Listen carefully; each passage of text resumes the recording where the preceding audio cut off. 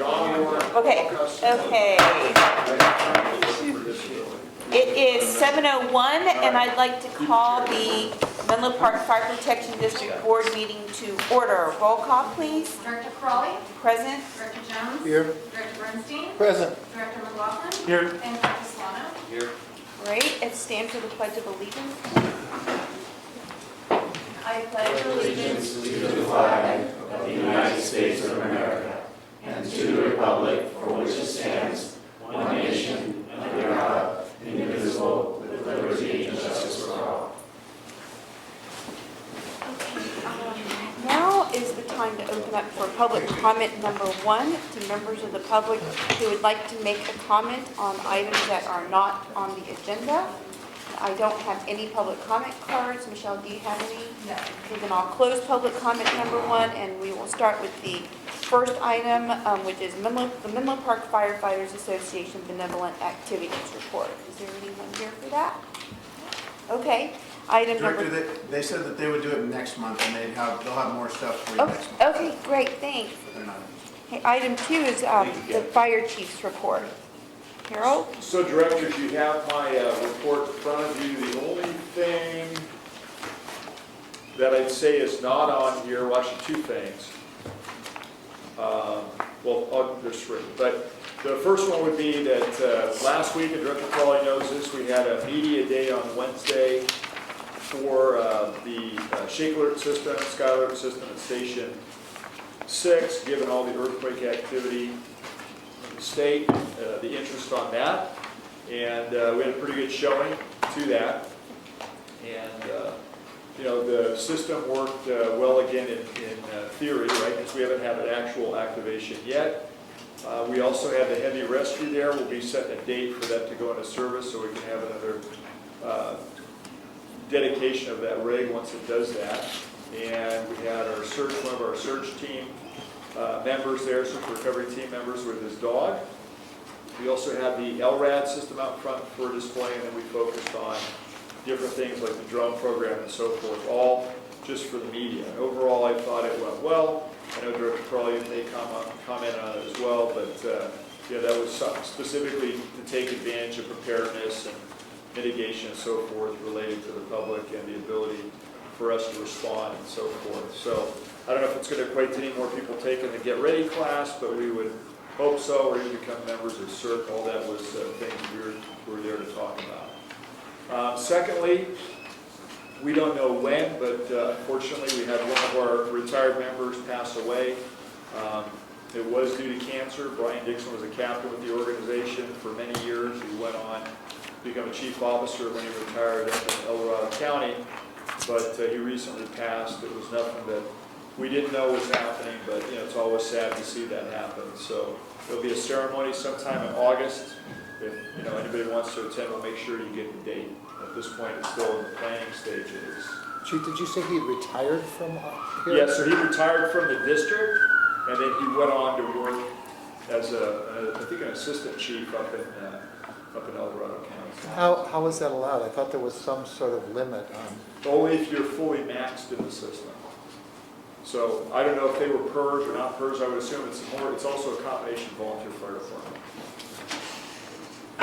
So yeah, there was nothing illegal about him working up there. No, I wasn't suggesting. I just was curious how they managed to do that. Yeah, back in the day it was a little bit different. So it's been a while since he's been retired from there as well.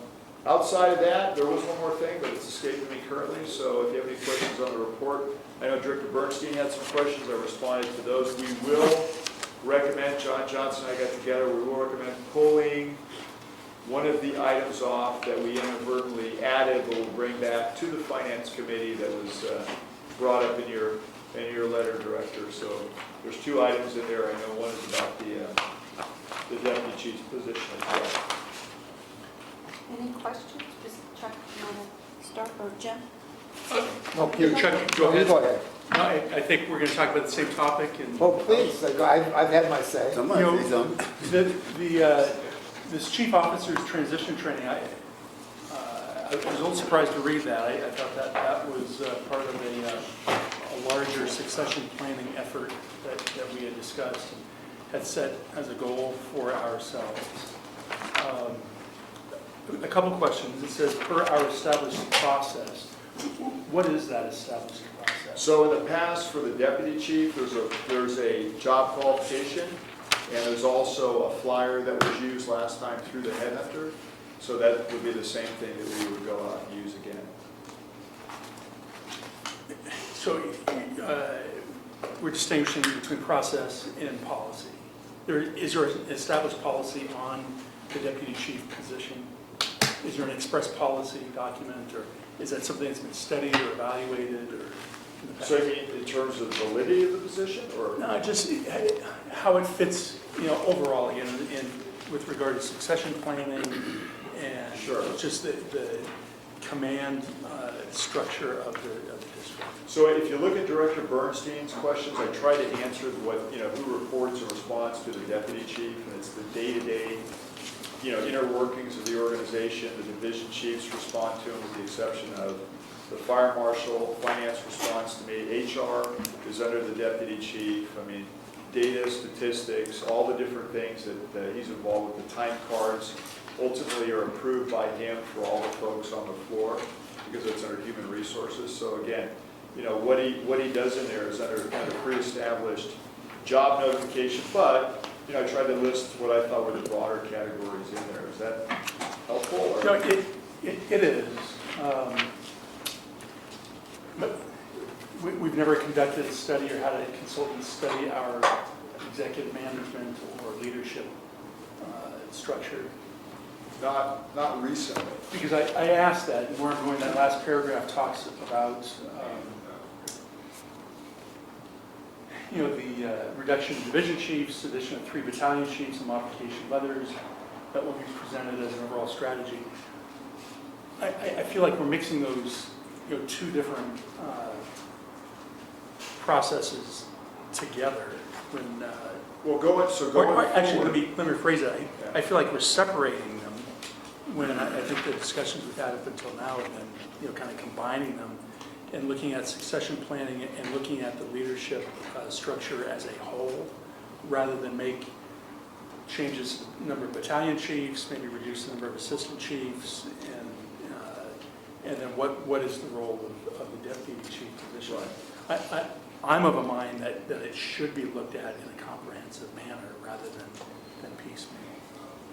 So, in terms of, and I understand that, I think more of where I was going in the past has been, and the deputy, Don, we knew was going to retire, we thought in December, but, that would be just a replaceable position, that the real issue for me is going to be at the division level and then adding the battalion level. So through that's where I've spent most of my time, but I have not given you all a report yet on that.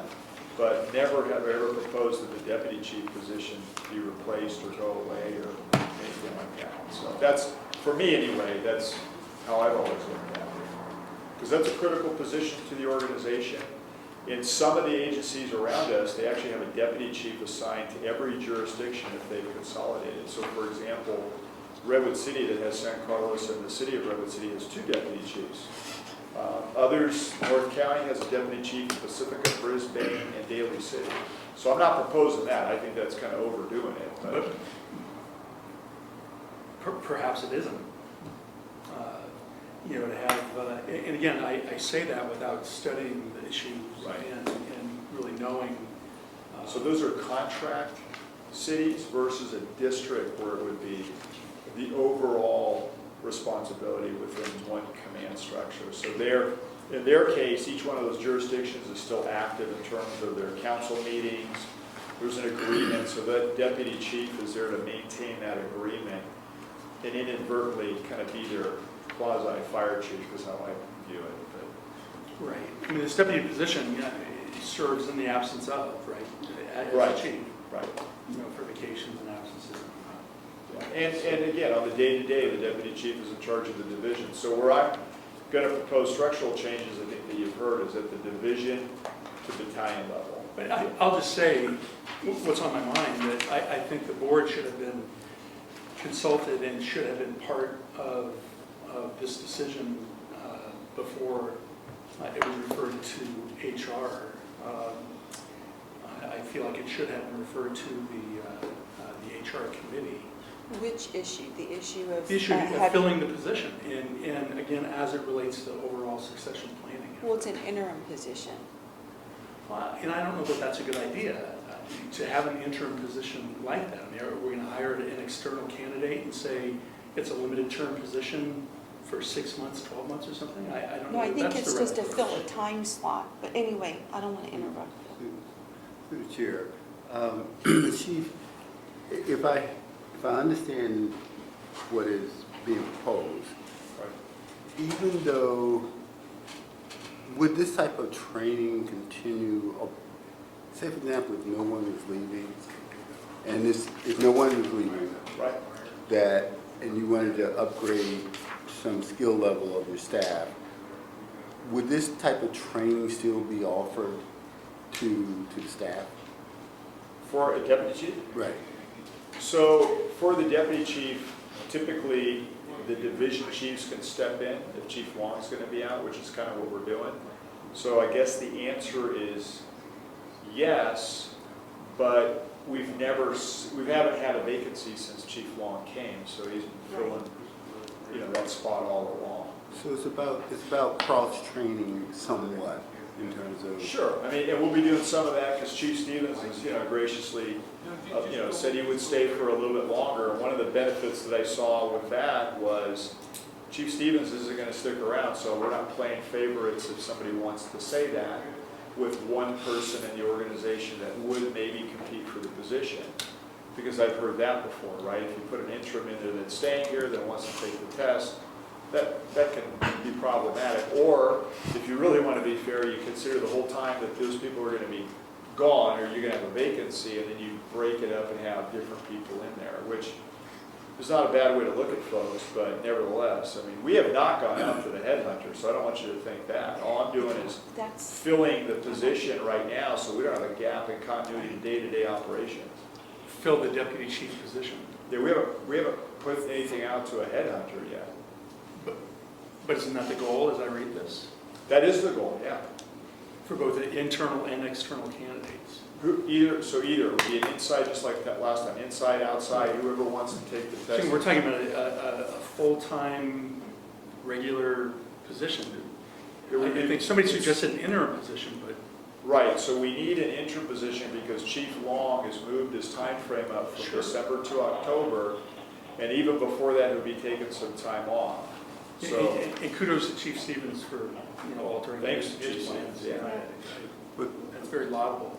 and they're literally one office apart, so the two of them, and all three of us, including, four of us if you count Chief Navarro, are all on the same floor, so we regularly meet. So, Jim's leaving, so again, there's no favoritism towards any singular candidate. He's very aware of all the things going on. Where I'm going with this, I mean, we've had discussions about the structure, about the leadership structure. Is it a single deputy chief? Is it two deputy chiefs? Is it, chief on the admin side, chief on the operations side? So, I mean, we've talked about, several different approaches to this. And again, I put it all under the banner or the category of succession planning. And I feel like, this is our time to do that.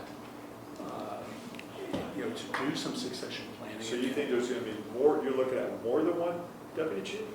I am open, I know there's a lot of different ways to do it. There's a lot of different structures that could be considered. And I think we should have an active discussion, and I'm sure it would include a consultant. What are other agencies our size doing? And make some judgments about what we want the structure to look like. Because otherwise, we're just duplicating what we've already got, which Right. may be the way to go. Yeah. And I'm not suggesting that it's not. But I am just saying, again, we've had a lot of discussion about succession planning and the different structures that are used elsewhere, and that we should consider those options. Yeah, so, and again, maybe I'm missing the boat a little bit, but I never heard or thought that we were talking about the deputy chief as much as replacing me in 2 years, because that's the end of the contract. And then at the ops or the division level, the battalion, that we had, discussions about that. But I don't recall that we've ever said the deputy was Well, I think, replaceable person, because it's kind of integral to the be leaving and also, you know, the stability of the day-to-day well, it is. operation. And I mean, and you mentioned your contract that expires in a couple of years, and I'm not going to predict what happens then, but I think whoever's selected as the deputy chief, I would expect that person to be interested if there's a vacancy. You hope, but you never. Well, and that's why I say I think that the board needs to have an active role in this process, because we could be looking at somebody that would be elevated to that chief's position in just a couple of So short years. just so you know, all around the county, typically, the chiefs, HR are responsible for the deputy spot. And then if those individuals choose to want to become the fire chief, then those organizations, you know, will do an internal, external, or just an internal sometimes based upon the number of candidates, promotional. So, you know, it's not, I know Director Burson was concerned about favoritism and all kinds of different, I've never seen that. It's either a fit, they're very different jobs. I mean, one is you're dealing with many more, you're dealing with political aspects because you're dealing with the elected board as the fire chief, you're dealing with agency heads and so forth. So the deputy's more every single day within the inner workings of the organization, including payroll, discipline, you know, the meetings, assisting all the other chiefs with their budgets to make sure that, you know, we're looking at all those things. Statistical data, annual report, that's what Don does. I mean, Don, one extra thing that he does that saves us too, is he mentors on the wildland now, you know, the people who are going out the door. So we can get more strike team leaders. So Rob and then. I have a few. Oh, on this topic? 'Cause I Oh, know. absolutely. Okay, Yeah. go ahead, Rob. Chuck, you want to go? No, go. Well, when you've broken down current duties, you have a lot that fall within the operational and administrative part. And, you know, I can see that, you know, we can make a line here in the wall and just put admin services, operations, and, you know, I don't think we need a division chief. A deputy chief, whatever you want to call it, a second in command, because we have operations and we have administration. It's like an extra body there that I think is a waste of money. And Chuck brings up really good points. Your answer here, you know, I can see the mixture of admin and operations here. And I don't see that extra layer myself. I agree with Jim. I think we have some type of a management and staff study to review our organization. Because if you're looking at span of control, I mean, you know, you have a division chief that's a training chief that has how many employees? 2? A staff captain, a clerical person, and EMS manager, yeah. So 3. 3 people. 3 people for a division chief level? I mean, that's a pretty high salary position for a span of control of 3. You know, I think that, I mean, I've sat on this board for 8 years, going on 9. Virginia, I mean, yeah, and I've tried to stay out of the operational end, okay, but I think we're really here, we're top heavy, and the way we can, as a board, control this top heaviness is to stop the funding for all these extra positions that I feel are there. And I think we need some type of a professional group to come in here and review the span of control. I can see training, you know, maybe a training captain is sufficient. I mean, to oversee the operational function of training. I mean, how many employees we have that actually trained, what, 103, 105 On the positions? floor, we have 100. Okay, well, you know, we don't have 1,000 employees here where we need that type of a level of a command position. Do we know who actually within the organization? I know you're leaving them too, which is it's a tragic. You know, we all have to retire eventually, but is there an identification within the organization today that says that they want to take your position or being trained for your position? Have we put that out there saying, so we can send them to like the National Fire Academy, train them if they want to go back and get a master's degree in public administration, and the board of the organization can pay for it. I mean, I really don't see that. I mean, have we done that? I've been trying to, I think with the past 4 years, trying to set up this boot camp thing with the sheriff's office, and Brenda's never showed up. And when you're looking within the organization here in the district, we have 2 female applicants, or 2 female firefighters. They're actually, working as firefighters. And I know it's hard to recruit, but you got to put yourself out there and try to get these people. And the sheriff's office has done it. In fact, San Jose Fire just recently did it.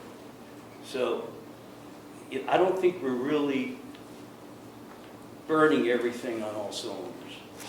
And I think Jim's suggestion here, where we go out, maybe this headhunter will help us, but this interim position, I mean, that's not right.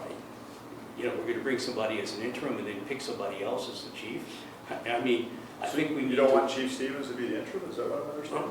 Well, I don't think we need a deputy chief. I can tell you that if we don't have a deputy chief, it's going to get really difficult to manage the day-to-day, because that's going to either fall on me or be distributed amongst everybody else that's already got a workload. So I There's understand 103 maybe, employees here, Harold. I mean, you don't have 1,000 people here. Okay. I mean, when you're looking at the span of control, it should be, what, no more than 6, right? When you're looking at a management model, I mean, do we really have, with the command level structure, more than 6? I don't think we do here. Okay, so can I, Yeah. Robert? That's why I think we need some type of management, group to come in here and go through the organization and see if we can either streamline, maybe the deputy chief position is a needed position. Well, I mean, I could be convinced, but I'm not convinced now, because I've been watching this for 8 years, and I'm trying to stay out of the operational end, but I can see issues with it. Robert?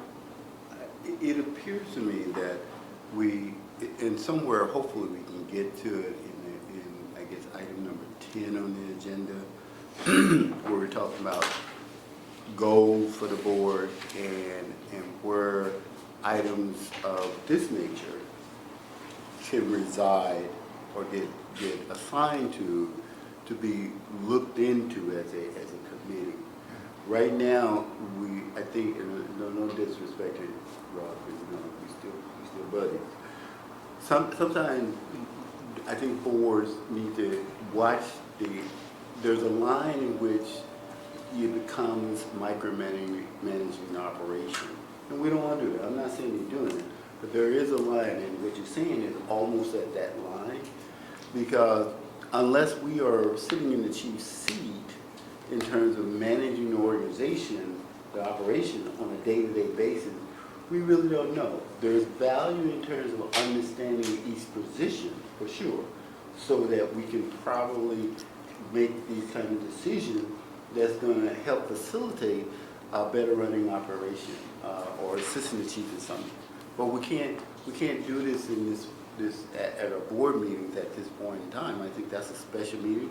We maybe have to spend another $200,000 to get somebody in here to look at it, if that's the wish of the board. But I think to try to debate and solve that tonight, I think it really needs to be assigned to a committee, whether it's strategic or human resource. But we did talk about succession planning as part of human resource.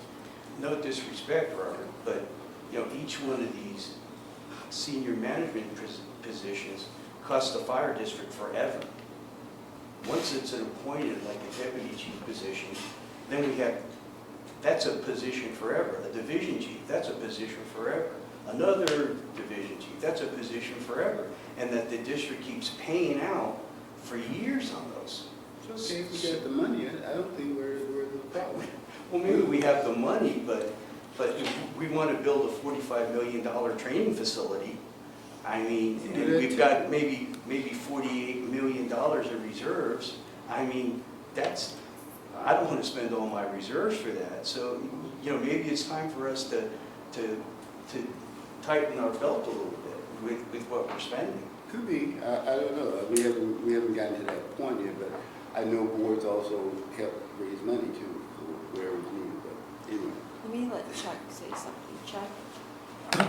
I'm going to address a couple things. One, I just want to remind you, Chief, that when I ask questions, I'm really trying to ask a real question. I don't ask indirectly like I'm hinting at something. So my questions, as much as I possibly can, are legitimate questions and so forth. And it was helpful that you answered them because I truly didn't know what the deputy chief did. So now I have some ideas what he did.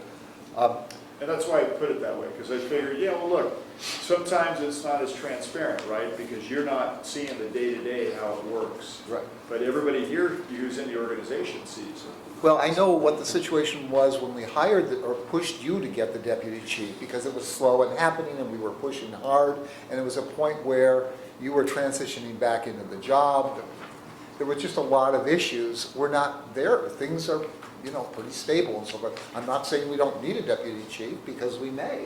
And I think both Jim and Rob's comments, I agree with. I want to just take a slightly different perspective, but it's on the same point. A couple of issues. One is we're interested. It was one of the board goals to look at the structure, the whole structure, regardless of which people are which or your retirement or anything. That was just something we felt we should do. I think we should also. And I would encourage us to have that on the August agenda, for example. The second point, though, is I have no objection whatsoever to Chief Stevens filling this thing on a temporary role to help make a transition. I think that's fine. What I was more concerned about is us hiring a deputy chief who would have the expectation of becoming a chief, but then it wasn't working out. Meanwhile, all these operations are being directed by this person, and when that person gets passed over, should that occur, then suddenly we have a new chief coming in, maybe the two don't get along, and it just seemed very chaotic. I wouldn't necessarily object to us filling this on an interim basis even after Chief Stevens leaves, I don't know. But for us to be hiring a permanent, so-called permanent person who we might want to get rid of in a year, that troubles me. And so that's where I'm worried about doing this. So what I'd like to ask is that we delay the hiring of a headhunter for the time being, and that we hurry the board's process toward looking, do we want a deputy chief or not? How many division chiefs do we want? What's the organization going to look like? And how will this impact on other people? And one of the things that strikes me, and I don't want to say this like this is me making a policy, but it occurs to me that if we're looking at our ranks now of leaders as potential chiefs, we want somebody with less than 20 years seniority or 20 years seniority because they don't have enough time left on their pension system to be able to stay on as chief. And I'm not, that scares me a little bit because I respect the wisdom that these division chiefs have. They've been here a long time, but at some point they're not going to be motivated to stay on forever. And so this is a discussion we should be having as a board. Right. And when you became, how old were you when you became chief? 45? 40? I was 47. 47. I could have retired at age 50 because I got hired when I was 20 years old. And in any case, I think this is the kind of discussion we should be having. And how does that relate to the deputy chief? And I don't know the answer. I don't know what the right answer here is, but I think we could schedule either a special meeting or a regular meeting and discuss the structure, and then talk about what we want to do about the deputy chief. Can I make one quick point? That position is an at-will position, so if you didn't want them after a year, you can let them go without any reasons or backlash. Oh, but you have backlash. When you have 2/3 of the organization reporting to that That's a good person, point. You could. and if they don't like the guy Legal backlash. or a woman, you got a problem. And if they do like the person, you got another problem. And I don't know how do we deal with that? We ought to at least have the discussion about it. What are the consequences of doing this? And I just think we haven't discussed it. But again, I have no quarrel with Chief Stevens filling this role and helping do what needs to be done and so forth. Jim? I'm not sure I've expressed myself clearly. I think I find a lot of value in a deputy chief, having a little depth at the pointy end of the pyramid. there's vacations, there's training, there's, just the day-to-day goings on. I find a lot of value in having that number 2 position, somebody that can step in with full authority and act in the absence of the chief. I think part of what throws me with this item on our agenda is calling it a transition. Because I feel like we're lumping, again, dissimilar things in there. We're talking about replacing, the deputy chief, and then in that last paragraph, now we're talking about adding 3 battalion chiefs, which again, I need some convincing on that one. What is the right number of battalion chiefs? And the number of division chiefs. I don't think we should be looking at these things in isolation. I think they, rather than, to call this a transition, I think is misleading. I don't think that captures what is being suggested here. I think this isn't just, I think this is for me, this is a goulash. It's transition, it's succession planning, it's, some organizational structure planning. It covers a lot of bases here. I think it lacks clarity and focus, and I think before we start making these decisions, we should have clarity and focus on what it is, on the leadership structure that we are buying into, that we are endorsing. Are you looking more for the outcome of what all that would result into? Yeah, I'm looking at what does the command structure of the district look like 2 years from now, 3 years from now. That's my focus. So I actually looked at this chief, I interpreted the title a little differently, and mine was probably more narrow, where it's like, okay, it's this transition between Dawn and Jim, kind of taking over. So that's why I answered you the way I answered, or I mentioned what I mentioned, because I know that succession planning is something that is going to be on the board goals and priorities discussion, because it's something that we were all concerned about.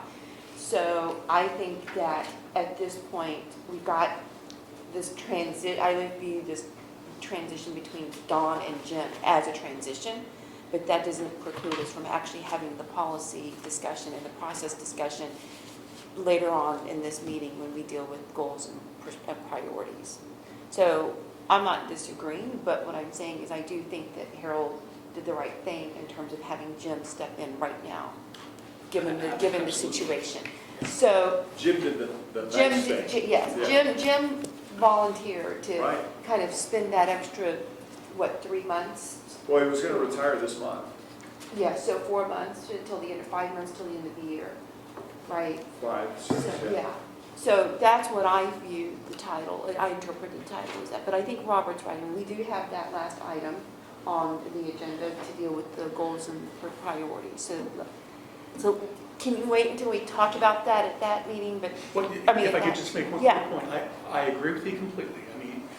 Within that narrow range, it is a transition from Chief Long to Chief Stevens, and that's how I again, interpret it. please convey our gratitude to Chief Stevens. Sure. He's showing a great deal of dedication and professional commitment, and interest in the agency, and wants to see it, thrive and succeed, and is willing to alter his personal plans, and good on him. So I appreciate it. I'm sure the rest of the board does as well. Well, Chief Long, just so you know, when I said he was going to go in December, just, and I don't want to get into details, but just understand, it wasn't his intent to leave earlier, but he's got family-related issues that weighed on that decision as well. So, those are things that come up. But I always say, Yeah, go ahead. with regard to transition, I think that's accurate. But then we take the next step in this item to begin a search process Well, that's why. for a replacement, and I don't regard that as transition. No, that's why I defined this title very narrowly, because I knew that we were going to have the succession planning discussion later on tonight. Chuck? I just had one quick comment about this, and that is, I may have out-of-date information, but the last time we discussed it, Chief Long was the only person that was able to lead a deployment in the whole district. Actually, Wildland, so Chief Well, Morris strike. Chief Morris is able to do that too. now, okay, and Chief again, Coyle is hopefully gonna get out, get certified I would this just season, so. encourage you to make sure that one or two other people have that training. We're trying, you have to get Well- deployed to have that happen, so. Well, but we have people right now who are serving in senior positions, and we could encourage that training. In any case, I think it would be a problem for us to have Task Force 3 not be able to be deployed by our own leadership. So two different things. For task force, most of the divisions and almost all of the battalions can deploy out. For the state wildland fire criteria, Chief Marr, Chief Long are the only two with Chief Coyle who would be a trainee currently, and others who are finishing up their task book, specific at the battalion level. That's where we really want this stuff, but we're struggling and we're not alone. Because this is going on everywhere with transitions that are occurring. How many people from the county are qualified to do that besides Chief Well, Warren? I mean, 'cause Let I me don't put it to you think this there are that way, many. right now, Yeah. not that many. By the end of the year, when other agencies have chief officers who are going to be retiring as well, very few. Yeah, that's what- And it's that's- become more and more difficult over time. yeah. Rob? Yeah, let me be clear that for Chief Stevens to be the interim deputy chief is a great decision here. I mean, you need someone to take up that slack because Chief Long is leaving. You know, and I mean, you need that.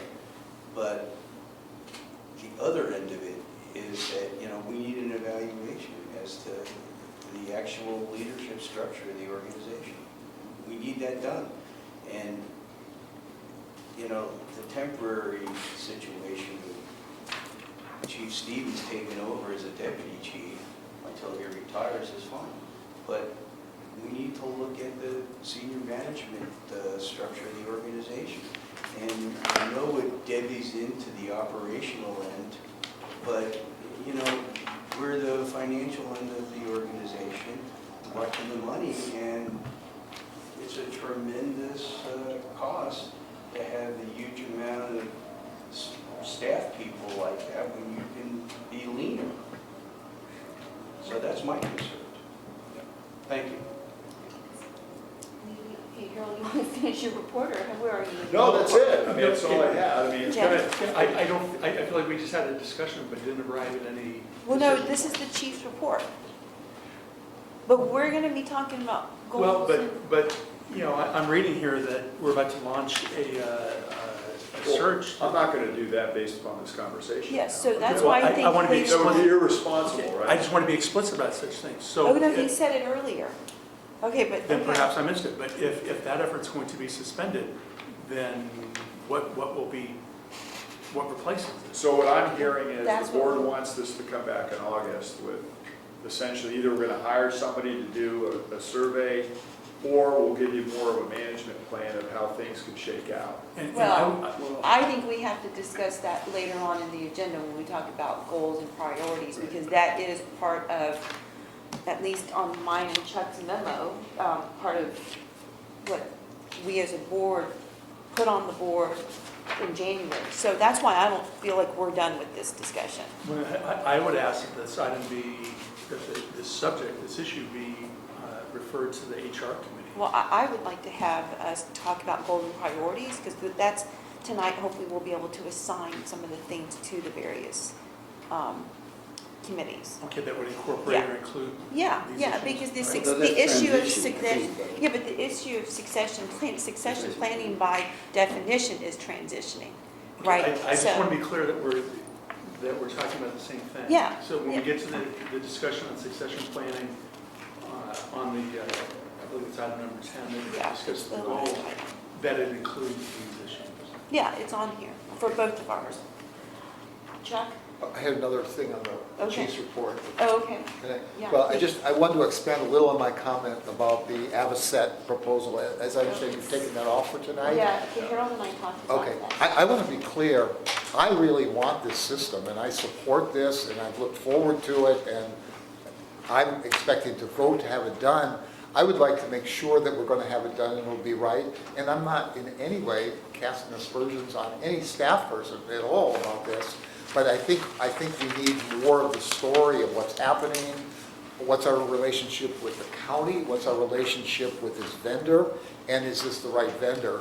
And there wasn't enough in the staff report Sure. to know. Well, again, so those typically go to committee. It didn't happen this time. I talked to John. I think we want to make sure that the board is comfortable with all the process, and so that will come in next time.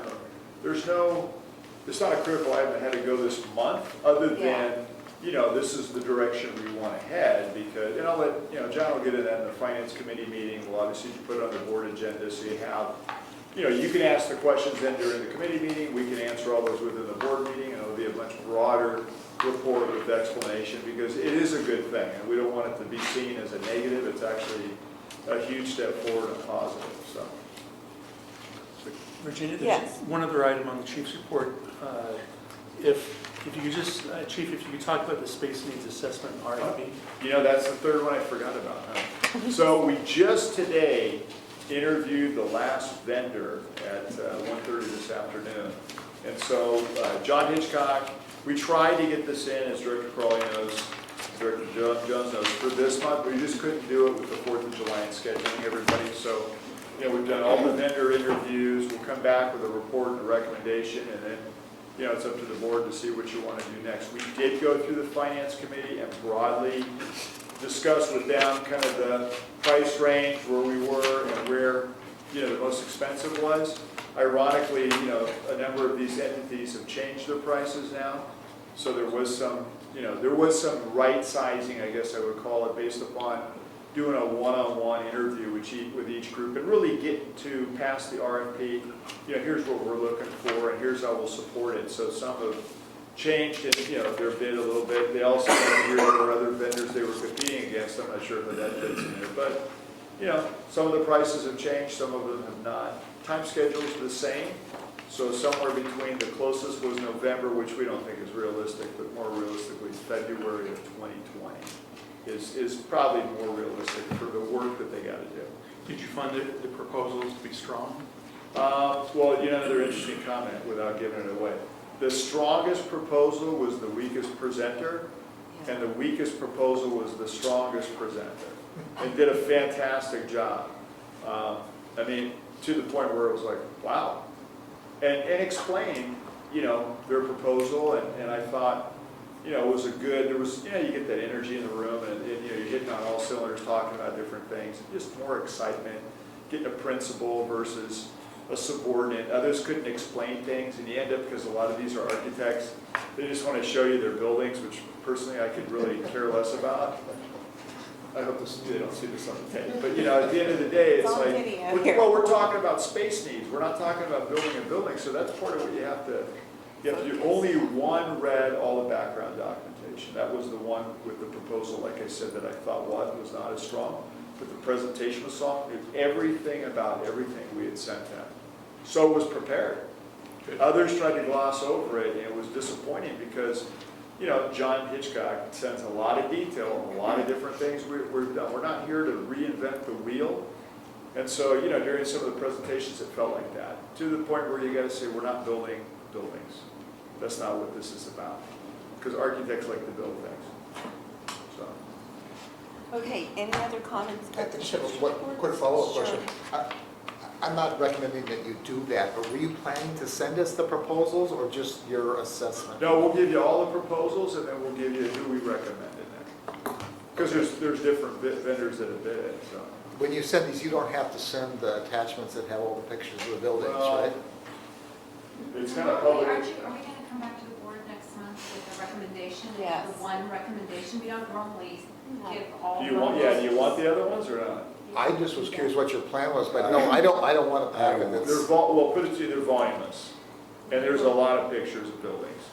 Yeah, I don't think it's me. Okay. yeah, I mean, if each one had an executive summary of 2 pages, maybe, but it's up to you. So I think the one that we're settled on, John and I today both, John always wants me to go first, and I was trying to get him to go first with which, one we would choose. But ironically, we were both on the same page with the same vendor for different reasons, but we both agreed. And it was kind of an easy sell based upon what I just told you. Again, sometimes, proposal's not the greatest because you read it, but then when you have that conversation, they come in and they were prepared. And also, I hate getting PowerPoint whipped to death too. I mean, it's like a form of narcolepsy at some point, too many slides, too many I'm not building buildings. I don't know how many times I had to say, yeah, another firehouse, okay. We're not building firehouses, we got somebody else for that. So, space needs, as you know, because Director McLaughlin suggested it, that's its own animal. It's efficiency of use.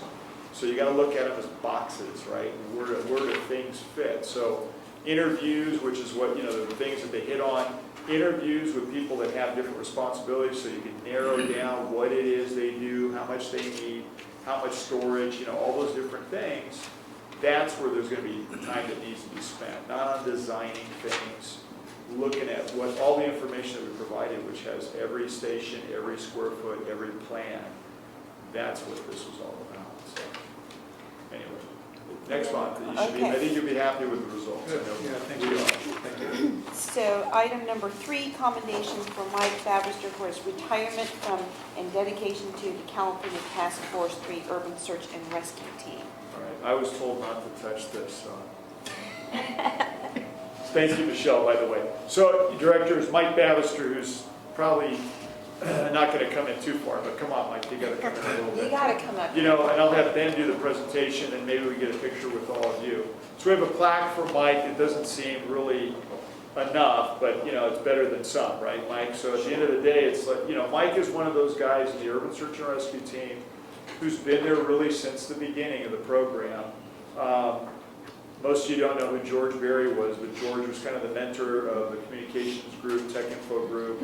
George passed away a few years ago. It was a significant loss for the team. It was kind of we weren't really prepared for it.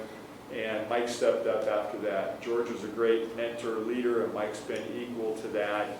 He doesn't make, when you're in the comm tech position, you don't make a whole lot of waves. I mean, everybody breaks all the radios. In Katrina, we find out they drop them in the water and then they don't work anymore because the Fed spent $8,000 per radio for interoperability, but zero on water resistance, right? So that was after 9/11 where we actually got radios that we apparently could talk to the world, although I'm not sure we would want to do that or they would want us to talk to them. So Mike always had to solve all the radio communication issues on the team, the tech info information items, and has been to a number of deployments, and the ones that he did not go to was always there to see the team off, do all the work that nobody, really is kind of an ungrateful position at, to be honest with you, especially if you're not going out the door. And then to come back and even, deal with the aftermath, which is significant because somehow firefighters lose antennas, break radios, who knows all the things that happen, but it's expensive and it's too bad. So, the critical, I don't think I need to sell anybody in this room on communications. I mean, when you don't have it and you need it, it's terrible. And Katrina, it was a huge deal, and Mike was right there, riding in the same car with myself and Mike Schaefer at times, and, was, I can tell you, integral in an area where you've lost everything, including comms, how integral that was to the operations and successful operations of the team, being able to check in, and being able to just work within the zone of operations. So, I'll let Ben present it, but, to Mike and for everything, and I mean everything that he ever did, both, like I said, going out the door and not going out there to support the team, it's going to be a huge loss. And I just told him, I hope he signs up for the instant support team. He's moving out of state, kind of like Director Ianson did, but hopefully he's going to make that decision to stay, on board with the team on the overhead that you don't need to be here to be deployed from, but we need good people to do it. It's a loss to the program when we have people like Mike. So Mike's done training with others. He's gotten other people ready, which I think, again, is a real testament to his ability. But at the end of the day, I want to have him have at least a token of our appreciation, and also to say to you, I mean, this is one of the key members of the team that goes back all the way to the beginning. So with that, just thank you. I want to say thank you, Mike. So we appreciate everything that you've done. And I got a coin for you from the team. The board director's got these already as well. Thank you.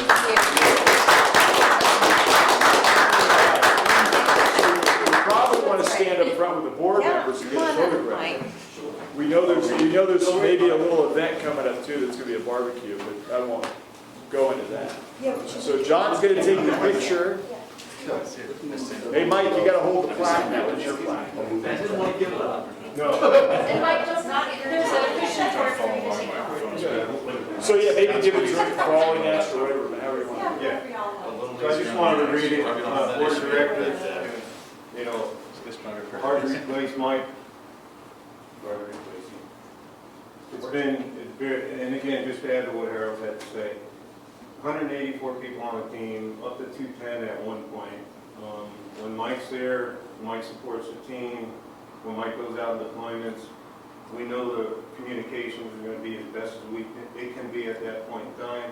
He's always trying to make it better, spends a lot of time behind the scenes on a yearly basis, just tuning us up and making sure we have the best comms out there. So from all the team members, this is for you. Thank you. Hang it where you can look at it.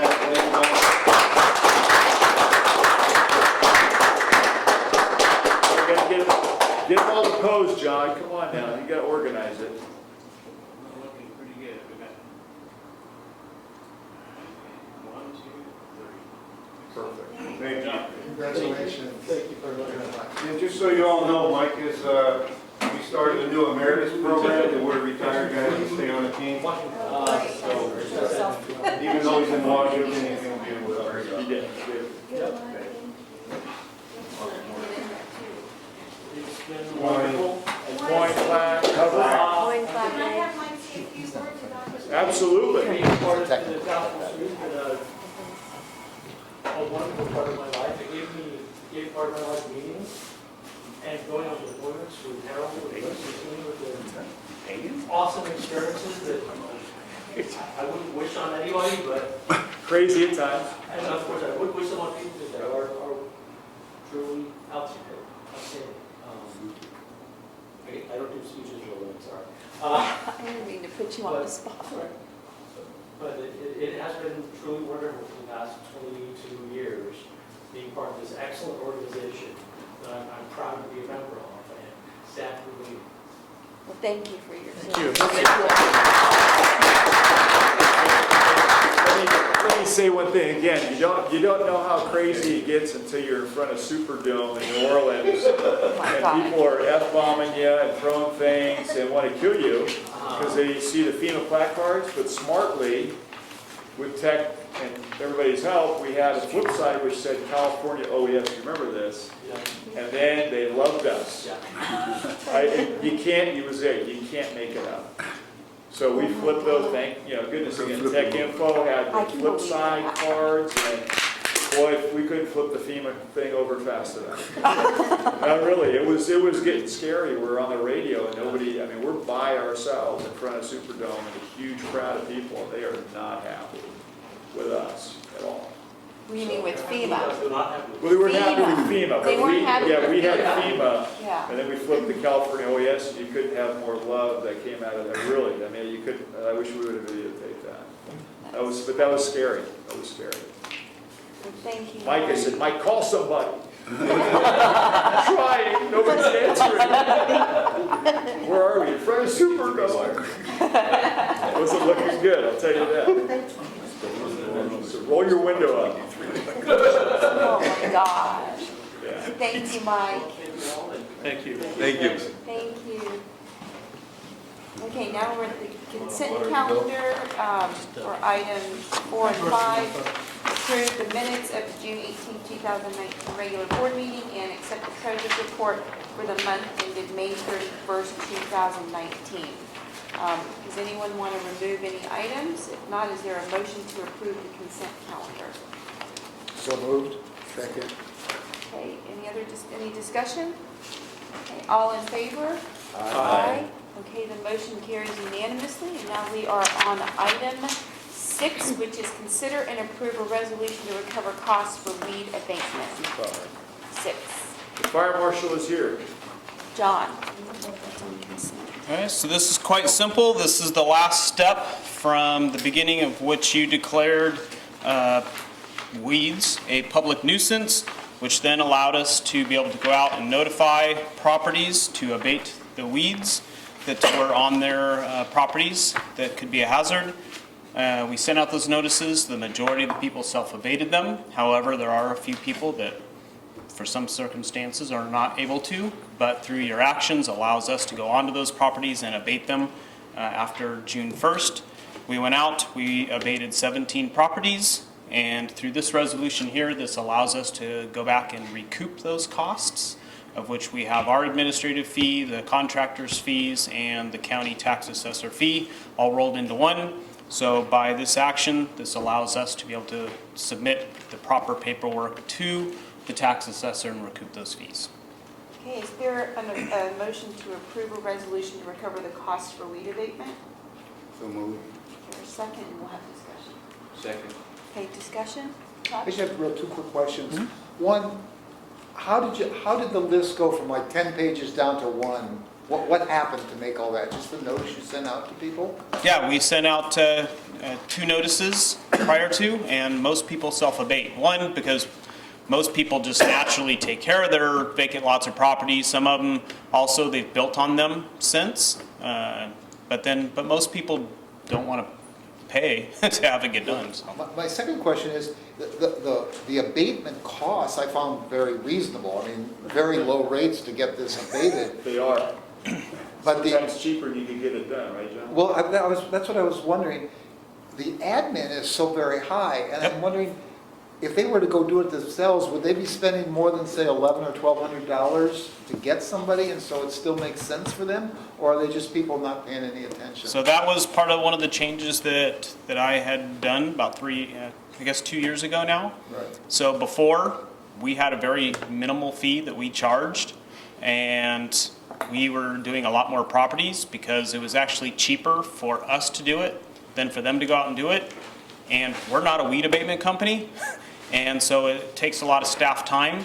So we actually did a cost study of the actual time for us to perform the duties, because we have to go out and drive, perform all the pictures, the staff time inside, and then after this I got to go back and write some special codes to the tax assessor. So a lot of time got put into place once we evaluated that. I got an actual time and dollars put to it, and then assessed it to that real time. So by doing that, what I was also trying to encourage was encourage the homeowners or the property owners to do it themselves so that we aren't doing it, to reduce that, and I think it's worked.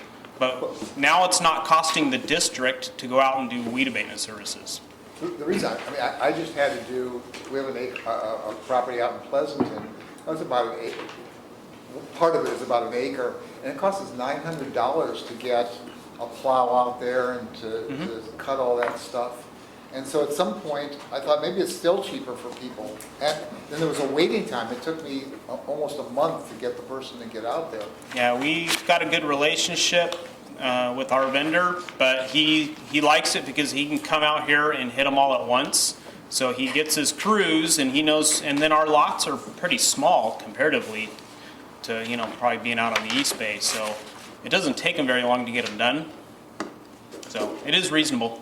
Okay, thank you. Any other discussion? Okay, there's a motion and a second. With no further discussion, I'll do the vote. All in favor? Aye. Aye. So that motion carries unanimously. Thank you. Thanks, John. Thank you. Item 7 has been removed and hopefully will be on the August agenda, but as Harold said, there's really no time sensitivity, so when he and I spoke, it just made sense to move it forward to another agenda. So now we're on item 8, which is consider and approve a resolution authorizing the California Task Force 3 Urban Search and Rescue Division sole source purchase of 5 Motorola radios and an amount not to exceed $40,000. Is there a motion to approve? So moved. Is there a second? Second. Okay, I'm opening this up for discussion.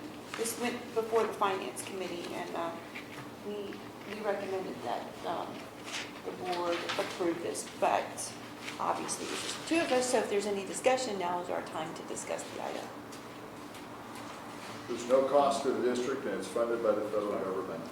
And Okay. it's an enhancement of, kind of ironic that Mike is here tonight, of communications within the vehicles themselves, so. And it's specified by them what we need to Right. follow. which is one of the reasons that it was behind, because the feds had to actually come in and say what they wanted before we could actually order the radios, which Okay. took several years. So there's no discussion, so all in favor? Aye, so that motion carries. Item 9, which is consider for adoption a resolution authorizing the fire chief to execute a contract with McKim Corporation for Fire Station 2 driveway ramp improvements in an amount of $96,861.28 and establish a $15,000 budget contingency for unanticipated change orders. So I know John did this. Do you want to talk about this really quickly, Harold? And this Yeah, item so- also went before the Finance Committee. So this is, this was unanticipated, but it had to do with the angle of departure, East Palo Alto standard for sidewalk, and then what we started to see was damage to the fire equipment. And when I say that, it's the transition from the apparatus bay onto the ramp to the street, but through the sidewalk. And I understand part of this, what East Palo Alto main jurisdictions are doing is they don't want a slightly slanted sidewalk. In this particular case, it's also narrower. So if you're ADA in a wheelchair or whatever, and you may be with a cane, they try to have as minimal amount of slope to drain water as possible. Well, that created a problem because they moved the fire station forward, there's less driveway. So nobody envisioned this until the crews started to complain about it, and then we took video, and then we looked at the apparatus and what it was doing to the apparatus. And the best way to describe it is the angle departure and the transition into the street based upon where the apron meets the sidewalk, the angle of the sidewalk, to then the gutter drain to the street was creating a problem. When they would hit it, it actually would affect the suspension system of the fire truck. It was damaging it. So, we started to get lean into the trucks. We can't have that. So we went back out there with everybody, including the city, and came up with a solution after going to several architects, apparatus folks, and everybody putting their heads together, including the city, to try and agree to make sure that we would fix it. Now, the one thing John wanted me to make sure that I explained to you is we also have it to the back side of the station on the other street. However, that's not as big a problem. We can't do them both simultaneously because during the period of construction, we're going to respond out the back of the building, so we wouldn't do both of these. Once the front gets done, we'll determine how successful, hopefully very successful it is, and make a decision from there. It does look different coming in to the backyard than it does going out the front.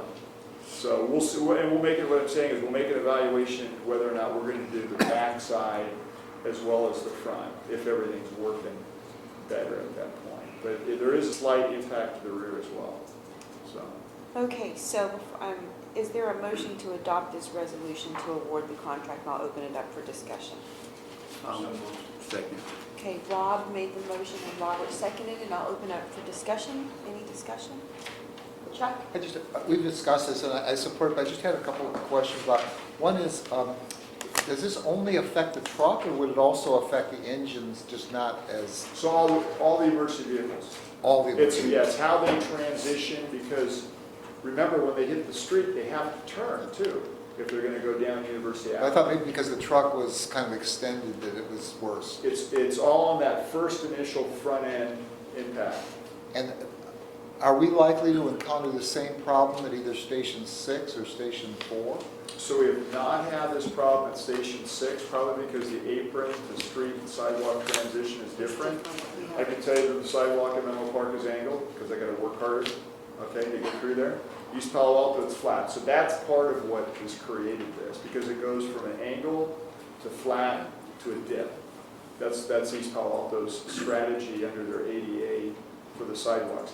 Menlo Park does not have that. They have an angulated sidewalk, which is in line with the transition to the street. I was under the impression, though, that ADA did not permit that on the sidewalk. It's got an angle to it, I can tell you that. Well, some of it's also where the setback is. So Right. in East Palo Alto, the sidewalk is adjacent to the street, where in Menlo Park, there the sidewalk is set back. Right. So that allows also for a longer transition from the sidewalk down to the street, which reduces that angle. so we have enough awareness of this problem now that as we look at new facilities, we're always going to be looking at this. Right. And remember, we'll put the sidewalk in at Station 4, but if you realize there's no sidewalks. Yeah.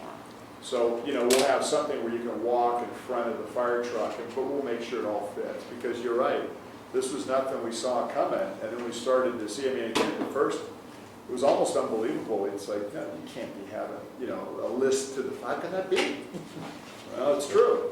So we got it on video, we photographed it, everybody's been out there, looked at it, and tried to put all the best heads together to think about how to fix it. Like I said, we believe this will do it in the front, but we'll watch it too. Because again, there's many different pieces to it, so. Any other discussion? Okay, your vote count, all in favor?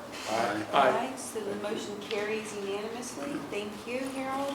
And now we are on item 10, which is on the agenda, but there's nothing in your packet because Chuck and I just finished what we wanted to present to the board last night. So this item is to consider and discuss board goals and recommendations from the ad hoc committee.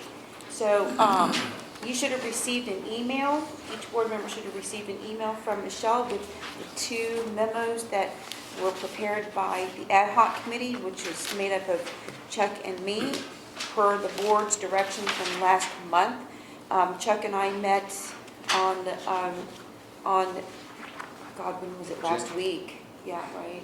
So this is what we discussed. We met on July 9th, and what you have is what we discussed. And I don't know, Chuck, why don't you take it and we'll, from here, and we'll move forward with how we want to discuss this as a board. But essentially, we looked at what the board came up with in January of 2019 based on what was on the whiteboard, and I think we both have those items that were in here as well. So, Chuck, you want to start this off? I think on my memo, I tried to analyze a little bit I tried to analyze where we had kind of gone wrong, and one of the problems I think was we had developed these goals, they got rewritten and generalized and merged with some goals from the fire, from the district staff and so forth, and we ended up having just not very great clarity. And so what we tried to do is distill where were the goals we were interested in. And that's at the bottom of page 1 of the memo that I wrote. I call them the recreated board goals. And on the next page are 8 goals that I believe, I had the copies of what was on the whiteboard.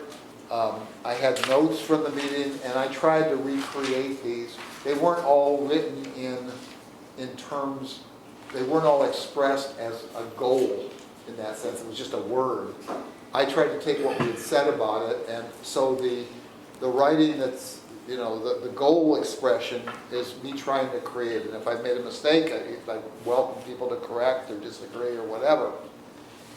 Then I want to be clear, the parts that are underneath each goal that are in italics are the discussion Virginia and I had about what we might do this year and in the future, short-term and long-term, to actually fulfill this. And there could be a lot more things we could do. So, and it may be that board members don't want to do the things we wrote in there, but these were the things we kind of agreed were steps we could take. And so really, from my perspective, page 2 of my memo has the information that I think is the best information. And what I'd recommend is that tonight we go through these kind of one at a time and say, do we still believe in this? Is this a correct expression of what we were saying? And then if there's time, we may want to go back and say, what are we going to put on the committee agendas? What are we going to put on the board agenda to fulfill some of those? But first, before we start talking about what are we going to do, we ought to agree that that's the goal. And then we can talk step 2 about what we want to do about it. Thanks, Chuck. So I took a little bit different approach, but somewhat similar approach. So because obviously for us to even be in this situation in July, there was clearly some kind of breakdown in communication. So I kind of left out the editorializing and just kind of tried to state what I thought were the facts based on the whiteboard. And the back page for my memo is the discussion items that Chuck and I talked about. And in keeping with the board goals and priorities that were put on the board. So I wanted us as a board to have this discussion, and I think that my stuff and Chuck's stuff kind of overlap anyway. We basically divided things in the short term and for ongoing priorities with an initial discussion today on how we want to proceed. So the short-term priorities for my page, for my memo, or from my memo, included intergovernmental relations, succession planning, multi-year financial model, community alert notification system, and CERT. And I know that these are also included in Chuck's items as well. But the ongoing priorities are things that we could start to talk about today, and recognize that we're obviously not going to get these things done in the next 5 months, but that we could possibly look at these items and these issues in the future as well. I mean, because they're not, just because they're not on the short-term list doesn't mean that they're going to go away. They're going to be issues still. Like, for example, water and water infrastructure, right? I mean, this is going to be a much longer process. It's not going to be resolved in 5 months, right? So little things like that. So I don't know how y'all want to start, but I think that we have some great things that Chuck and I put together, some great items for discussion. And I don't know, I think that maybe if we start with, we both have the six areas, at least on my first page. These were the items that were on the whiteboard exactly, verbatim, pretty much. Yeah, sure. You know, I've gone through both of them. What was that? I've gone through both of them. Yeah. And thanks for doing this. You know, I see a lot of clarity here. I've gone through Chuck's, and Chuck, you've done a really great job in doing a generalization relative to each one of what I term as affective type things that the district needs to do. You know, you've covered the district management plan. I don't want to go through all of them because I know we are, but and the short-term and the long-term plans. You know, I had asked Michelle for the accreditation strategic plan to see if both yours and Virginia's memos kind of corresponded, but what I can see here, it's generalized enough where whatever they put in their accreditation strategic plan should parallel this. So I think you've done a really great job on this, both of you. And we can go through them, but I'm in agreement with everything here. Well, so Rob, No, and then, you handle the way you want to handle it, but I'm just saying that for all the frustration that we went through those meetings, thank you for clearing a lot of this up. thanks, Rob. Jen, do you have any? At some point, do these two documents need to be merged? So that's, Well, we Or could we may ask to make try a to. choice between the two? Yeah. No, I think they're pretty similar. I mean, we're Big fast. difference. From my perspective, Okay, there's okay, big difference. okay.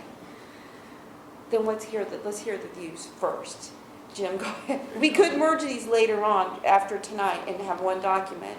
No, I think it reflects the discussions that we've had, and I think they, both of them do a good job of capturing the essence of the goal with enough detail that they can act as guidelines, but not so detailed that we get mired down. Well, so what I hope, and Chuck, give us your viewpoint too, is that if we adopt, at least most of what we want to do, that we can today assign committees to whatever we decide on, so that we can move forward with it. I mean, I think that,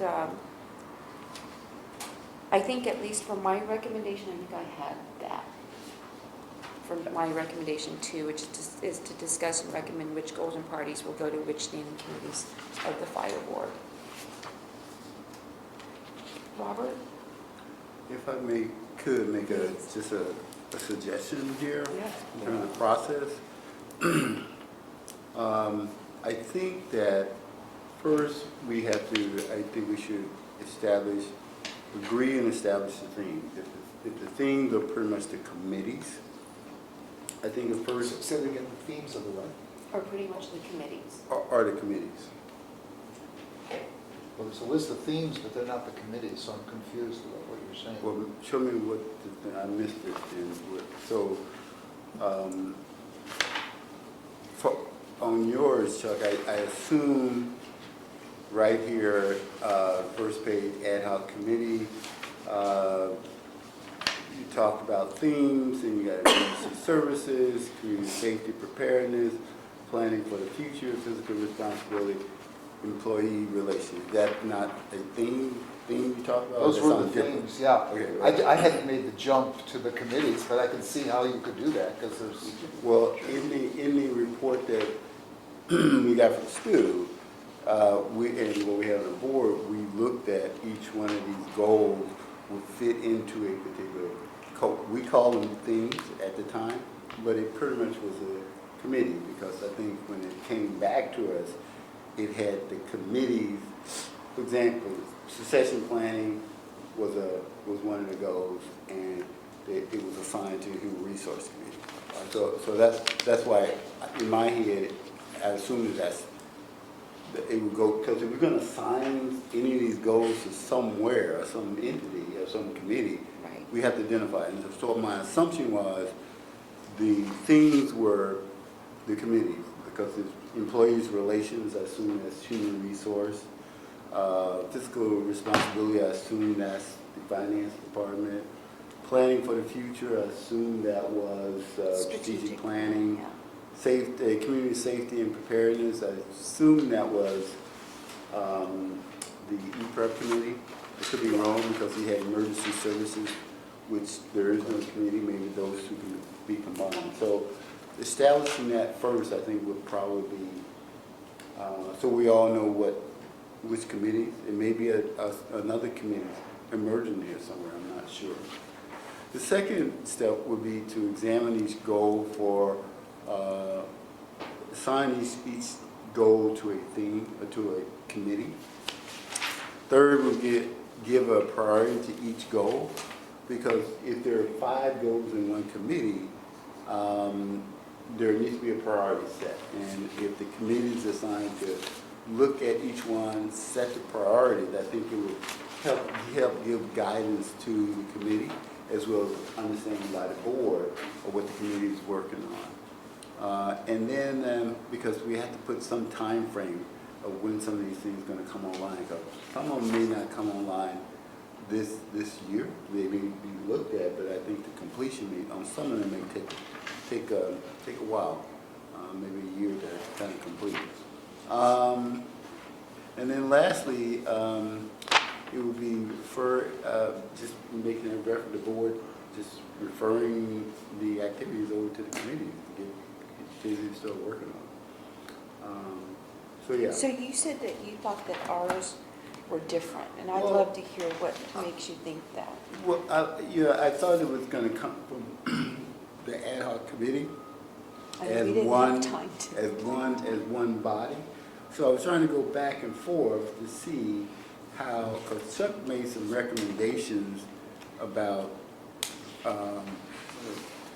he stated that these are improve and increase intergovernmental relationship, for example, planning for the future.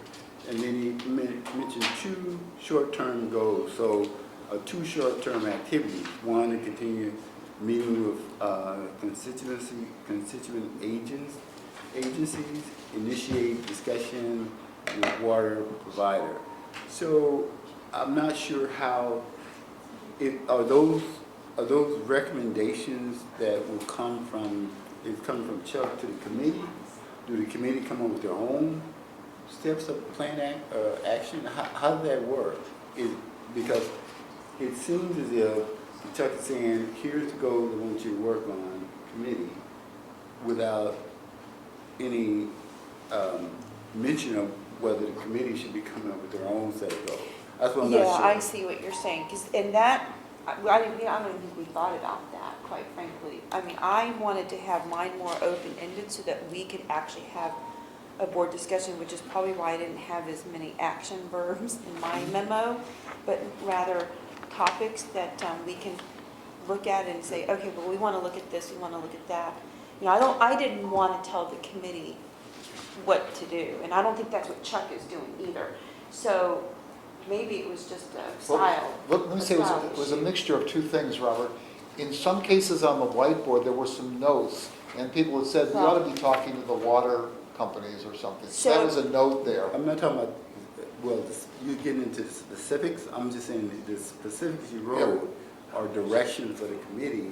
If that's what the board agreed to, I'm saying, okay, great. I'm trying to be clear that these weren't necessarily a recommendation from me. It was what I was trying to interpret from the board and what my notes said about the conversation. Yes. Virginia and I talked about all these things too, but we had this wide-ranging discussion, and you have a discussion, and then you make notes, and the question is, did you decide on it, or did you not decide on it? Anything's open-ended, and I certainly wouldn't try to limit what a committee was going to do with any of this. I think it's just, hold on, just a style Yeah, issue. exactly. So, okay, Ron. Yeah, just that Chuck had actually used writing objectives or behavior objectives or any type of objective. You use the verb in the beginning and develop, plan, request, improve, build. You've used. Well, I have that on mine too. Yeah, no, I know, but it. I'm not, mine aren't as specific probably. Maybe that's it. Well, I don't think specific's the word. I think it's more of an open-ended statement or objective to let the chief operationally fill in the blanks relative to our generalized statement, and then the chief in turn would fill in operationally what he wants to put in. An example would be the first one, staffing models. Wait, which page are you on? I'm sorry, I'm on the second page of Chuck's memo. Oh, request Yeah, discussion of yeah. Right, where he puts observations, meeting, and it says, one, request discussion of alternative staffing models by district management, union representatives. And so there would be, if the chief, if we decide to still go with the deputy chief position, or if we want to, No, the chief. I don't think that was for that. Because mine, I have that too, for ongoing priorities, alternative staffing models / options in compliance with the MOU. That was the 12-hour shift. The deputy chief issue was for my item number 2, which is succession planning, and I know that Chuck had that here as well, which is develop a But board. it could be staffing models, could be that. It could be 1 or 8. Because of the way the statement is written. That's what I'm trying to. Yeah, but I'm not trying okay, to I say see that- what you're saying. I'm not trying to. Yeah, I see what you're saying, but I think It when could we be 1 and actually, 8, which is good, because we want to keep that openness or that generalization for the operational end or the chief's end of the accreditation strategic plan to fall within these generalized guidelines. That's what I'm. do you want to address that? 'Cause my memory, and I think Chuck's too, because he was pretty specific here, e.g. 12-hour shifts, that's the thing that we thought alternative staffing models would be. And then succession planning, at least on mine, page 2, 2B, discuss organization structure specifically pertaining to chief officers, deputy chief, division chiefs, and battalion chiefs, not a restructuring of the fire district as an organization. And Chuck had something very similar in terms of the chief officers, right? But let me just say, I think both Robert and Rob bring up an interesting point. I just want to point out number 2 here for a second. where. To where? On my page 2, Oh. I'm sorry, my page 2. The, Number 2, plan and implement a community alerting system. I want to show you where the issue is. When I first wrote that, I wrote, develop a plan for use of the alerting system. And Virginia rightly said, Chuck, the board, how are they going to develop a plan? And I said, oh, I didn't mean the board would develop it. right. So I changed the wording to say, approve a plan developed by staff for use of the alerting system. And the issue here is, what is the board going to do? And that's why I wanted to put it into verbs. Because Yeah. just say alerting system, you say, yeah, nice idea. But what are we going to do? And so this was done relatively quickly, relatively late at night. It's worth being clear what it is we want to do, and I think only the committees can decide Right. what's possible to do. And that's why for mine, number 4 on page 2, community alert notification systems, and this is where Chuck and I, we had that 2-minute discussion. I have staff present use plan to the fire board and have staff present phase-in plan for the fire board. So that was just to kind of give y'all an idea as to what we were going through. Yeah. Robert? But I think the real question is, what about the goals and the statement of the goals? And it seems to me, if we could tonight approve a statement of goals, statements of goals, in other words, 6, 8, 10, whatever it is, that we were happy with, we then could start assigning those things to the committees and start getting more clarification about what we're going to do. The committee could come back and say, here's what we're proposing to do. Does this sound okay?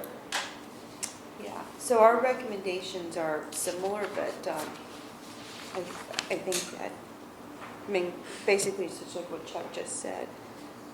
Adopted, these goals, whatever we want to do, and then kind of ferry them out to the appropriate committees. Do you have any other things? Let me just add one more thing. Yeah. This is to acknowledge what Robert said. Robert's right, but I think we already approved the themes. We did that as a group, we voted on them, and I think that the themes were approved. Robert's pointed out something that I hadn't really paid much attention to, but he's right, that the themes kind of have a correspondence to the With the committees. committees, yeah. And the first 2 themes correspond to one committee, but other than that, it's a one-to-one correspondence. And that just happens. So sure, I think Robert's right, and it's just obvious that that's how it would work. And so I just want to clarify one other thing. Chuck lists the 8 on his page 2. I also have 8, but I've divided mine up between short-term and ongoing priorities, but there are still 8. I think in terms of the short term and long term, in terms of those particular goals,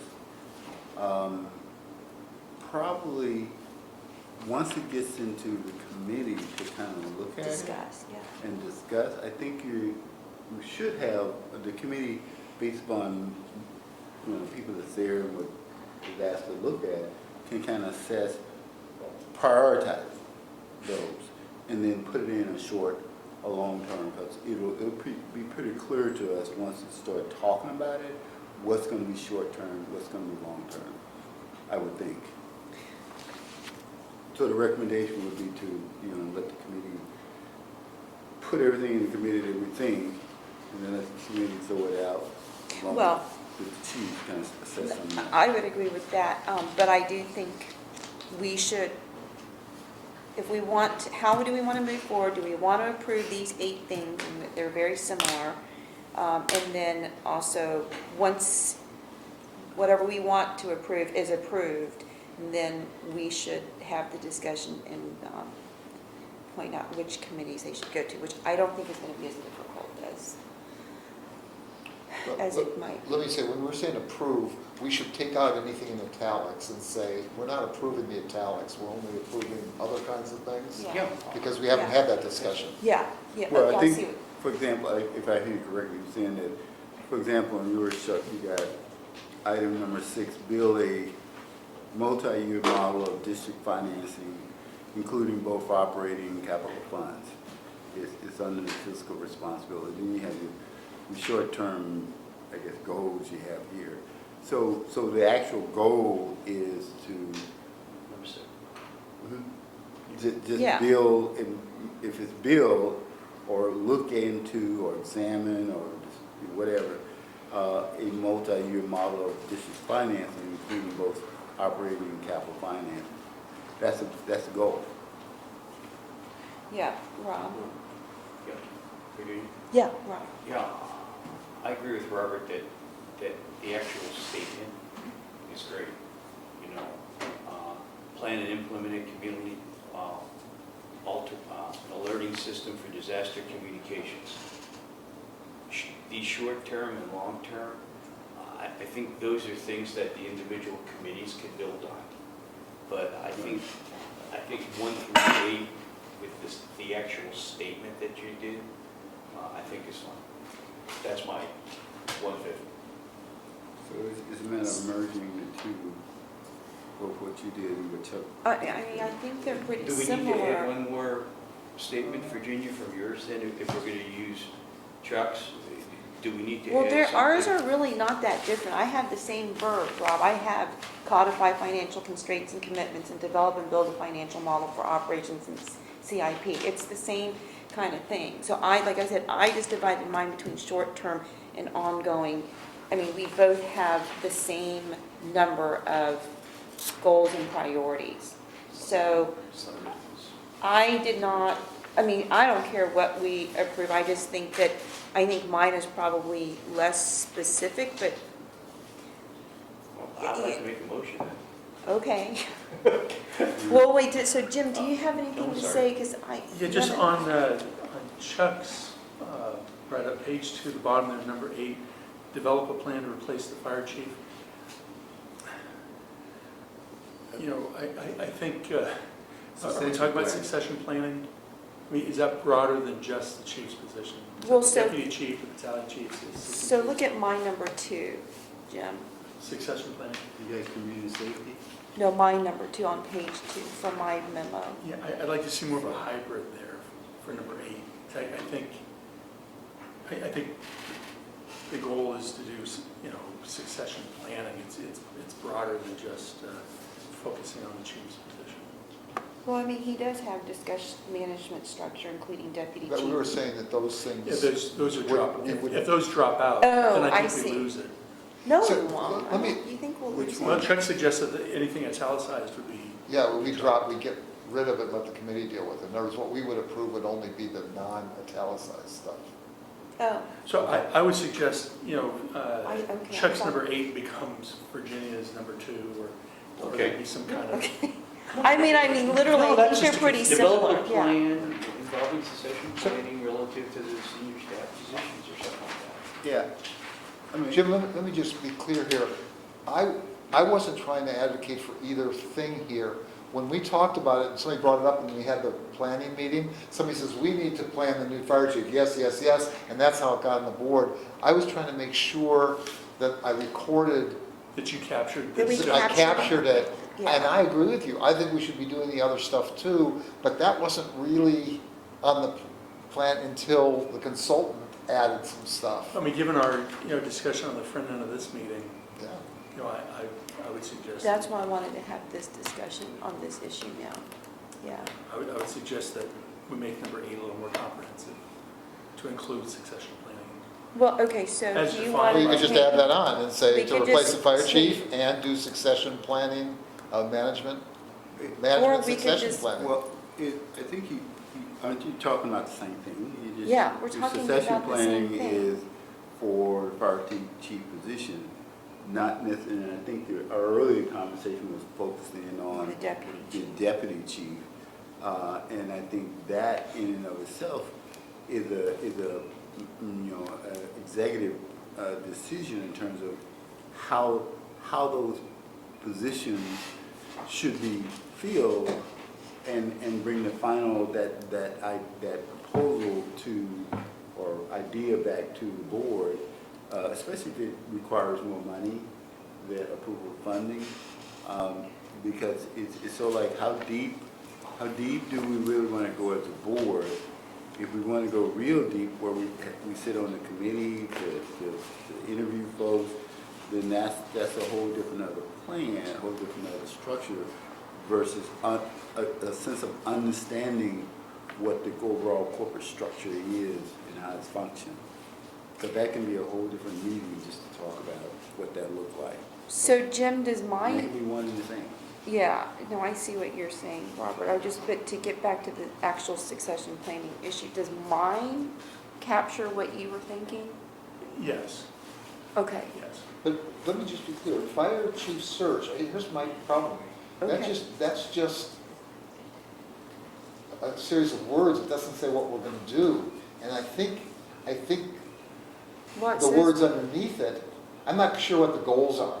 Oh, I don't know what the statement of the goals are. If it's develop a board process, that's a goal. Sure. Um, That's why I say I think these two need to be Okay, It can be Combined. merged, to merge. yeah, because I think we talking, I don't know if you ever, and I'm sure everybody experienced succession planning for their leader. It's a little bit more complicated than just, we're gonna go out and do it, find a headhunter and find someone. We have to look at the whole overall operation of the organization and assess whether if there's gaps or not, that because there, you know, in an ideal world, someone put one foot before the other, in front of the other one, you can predict that, but you know, you never know if you're gonna hit a pothole while you're making that first step, or after that person leaves, what kind of gaps may be there. We never know. Someone mentioned about, oh, well, what if the person don't work out? Well, that happens in any organization, with anybody when you get hired. Person may not work out. Who have the hiring and firing decision? The board does. Yeah. So I think all that's part of examination, that whole process, and it's a little bit. Chuck? You know, well, let me just say, Jim, I think, given, let's say everyone agrees with what you're stating here. If you look at page 2 of my thing for a moment, I think develop a plan to replace the fire chief is a goal.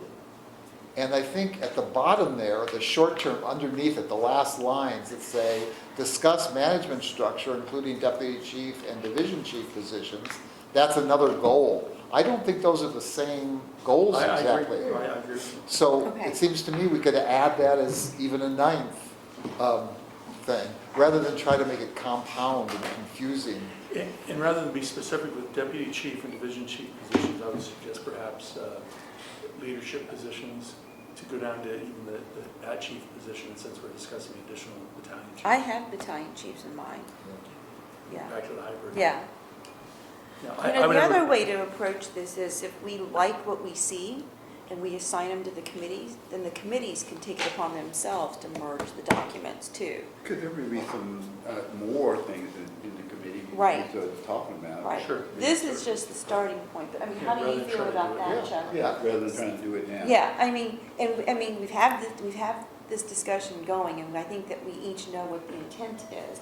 So I think that maybe we just approve this, assign them to the committees, have the committees kind of look at the two and combine and hash it out there. I'd be fine. How do y'all feel about that? So the first approval will be the themes. I mean, Well, this basically what these 8 goals are, I think basically. we've approved the themes, Robert. We all agree. Yeah, the themes have been approved. oh yeah. Yeah, the themes have been approved. It's basically these specific things that fit in to the themes. So rather than saying we approve, I think the next assignment of the Committees. to the committee.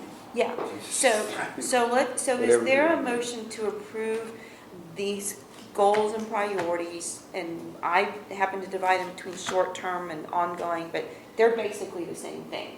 Because if we approve that, then we can assign them to the committees. Well, what if the committee, we start talking, and we don't want any of these things? Well, But because it has been assigned and the board is saying, work on these things, you lock in the committee in from any creativity or any further thought on what goals to make happen. well, that, That's- I that's don't cool. think, I see what you're saying, that's why I'm finding it more general. But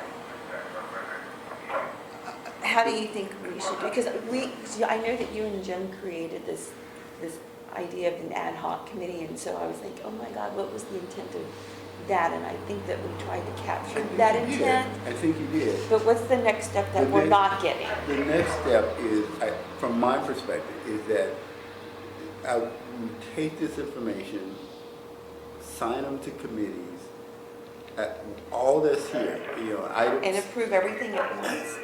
And send it to the committee, and the committee work on it, and then bring it back. And say, as a committee, this is our priority, we think that what should, based on what we have, should be the priority. Because right now, it's kind of hard to say which one is going to go first. I think that's where it goes to committee and work it out. So I agree that we need to approve both, the report that you and Chuck have, to send this report then over to the committees, and they extract their particular section out, or we can give the committees their piece. We can assign them right now. I think we should assign the committees now. But, Okay. but that doesn't stop the committee from having a broad-based Right. discussion. I agree. Good. No, it just makes it easier when you're dividing and conquering all, what we're trying to get done. So let's take it from the top, I guess. I'm just, Number one? yeah, so I have Chuck? yeah, either one, I don't No, we care. need to do both. We need, Well, no, they're basically the same in terms of the goal. So, okay, let's take succession planning, since that's the one we were on, right? So, it's not the top. okay, intergovernmental relations online or alternative staffing models. So this is why I divided mine into short-term and ongoing. Where did that should go? Which one? Short-term, Which one are we Government- coming off of? Virginia's right. Director Bernstein's or Crowley's? We're going to be going back and forth between the two. So right now, we're on Virginia's. Okay. So I was thinking, and Well, I can I think just Chuck, suggest maybe, since Virginia is the chair, maybe we should just let her take these pieces and send them to the committee, rather than us doing it all here. She knows, she says, let me tell you, I'm not disagreeing with her, she says they're very similar, and we know which committee they're gonna go to. She could just sort of cut out the pieces that here's your committee, and just do it. are y'all okay with that? Yeah, we'll be fine. Okay, There you go. okay. I mean, it's pretty easy, I Oh, think. take it and run with it. Okay, There you go. And we're agreed that we could broaden the discussion within the committees if Yes. something was missed or misstated or yeah, a that's the whole problem. purpose of having the committee work. Or we on it. can rewrite the, not to change the goal, but to rewrite it a little bit, maybe fit. Why not? Yep. Well, what the action might be, right? Okay, if everyone's okay with that, do you want to make a motion for that? To just I'll- have the president I'll make a motion that we have the president assign the committee. cut and paste these things and give them to each committee chair. Second. All in favor? Aye. That's the motion, Michelle. Did you capture that? Overall, yeah. Okay. There you go. Wait a second.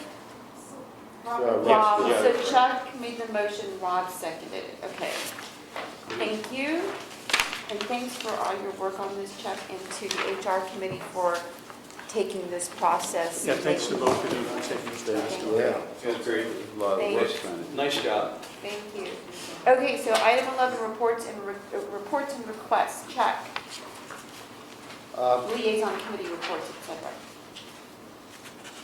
Yes, I attended we're doing both reports. Yeah, right? yeah. I attended the CERT drill in Menlo Park, and it was reasonably well attended, not as big as it had been in the past. But I think there were a lot of new people there, which was good. It was a lot of people that had never participated and got new skills. So I think we built some skills, which was good. My work in Menlo Park is a little, not Menlo Park, in East Palo Alto is a little bit frustrating because we're not getting people to the trainings that we'd like to get and so forth. I'm going to have a proposal to the chief about that. We've got, what do you call it, a national night out coming up on August, is it 6th? Yeah, August 6th. National Night Out is where neighbors get to know neighbors. It was originally a program that was sponsored by the police departments, but public safety in general participates. East Palo Alto will have 11 different locations. Menlo Park, I don't know so much. There's at least one that I'm aware of in Bellhaven, but that's the only one I know of. And I'd love to see the fire district support those as much as possible. Support them every year. Well, Just got a request in from Atherton, they do one over Plummer Park, so they're hoping that we'll be there, and then what we typically do is we say to the police departments, please send us all the locations, and we try and cover as many as we can. The good news about doing more, or the bad news about doing more locations is it gets spread out, and it's harder to cover everybody. At least Atherton has one main one, I think East Palo Alto only has a few too, but Menlo Park has them everywhere, which makes it difficult. well, and now East Palo Alto has more than Menlo Park, I think, which is unfortunate because we can't cover them all. But one of the things that was really effective in East Palo Alto, there was one on Newell that's sponsored by this year's mayor of East Palo Alto, Ruben Abrica. The fire engine that was there a couple of years ago just sat there, not very long, but blew its horn. I don't know if there's limitations on that, or what the rules are, but hundreds of people came out of the apartment buildings to see what was going on, and it just filled there. They have a barbecue, food, and it was one of the kind of happiest, most joyous kind of events in a long time. The engine wouldn't have to be there very long, maybe 15 or 20 minutes, just to get people there. They're bumping around. And we'll have the full roster again because we work off what the PD's set up. What's the date again, Chuck? August 6th, it's a Tuesday night. They typically start around 5 o'clock, 6 o'clock. late afternoon, 6 o'clock, and they end typically at sunset. And Jim, yours is at Holbrook Farmer Park. Atherton does one, Yeah, which is a big one. which is typically It's pretty very well well attended. attended, yeah. And it's nice, they got good food. Yes. The only other thing I'd like to say is, and this is something that it's not an immediate urgent thing, but I'd really like to see us look at this fireworks issue that we've got. I'm getting a lot of comments from people in East Palo Alto particularly, but also where I live in Menlo Park. We have fireworks for maybe a week before the 4th of July. We have them, they were still going off last weekend at 2, 3 in the morning. And people were frustrated with the police department because they call the police department and the police department would say, well, tell us what address. And they said, I don't know what address, it just goes up in the air. But the fact is, they have equipment, they can do these shot spotter things where they can, within 3 feet, they know where the shot came from. I don't understand why they can't know where the fireworks are coming from. And by the way, they're not just fireworks, they're also, it's gunfire. We're getting a lot of bullets coming down, so when people find it in the Gunfire, gutters. they'll triangulate, and they'll get a response on that, because there is a difference. You know, they didn't arrest anybody, and I certainly heard. You gotta find them with the gun, I mean, it's different. I mean, I can tell you for a fact that the night of 4th of July, there is surveillance done, aerial surveillance. And they work with the PD. That's they come in force because they used to go singular units, but you don't want to do that. And I'll tell you this year, we also did an overflight using the drones this year because we put the thermal cameras on them and we can see where things are happening now too. And we used that on the Sharon Heights Golf and Country Club, which was interesting because you can literally see on the thermal camera, I haven't gotten the video yet, but John was explaining to me. You can see the ashes and the hot embers falling into the tree line. So, good news, they water the heck out of those trees. But you know, at the end of the day, it's a much more, with new technology, it's a much more reliable way of looking at it because you can't even see it unless you have the thermal, because it's at nighttime. Well, we've got some, the grasslands and some of the roofs and things like that. It's going to get bad one day, and then we said, what could we have done? So it's posted, the fire marshal, too bad he left, the fire marshal meets with the city to come up with a plan. I can tell you the city does the best that they can. They won't go with small groups of officers because you can get crowds out there of 100+ people, and then it's an officer safety issue, so.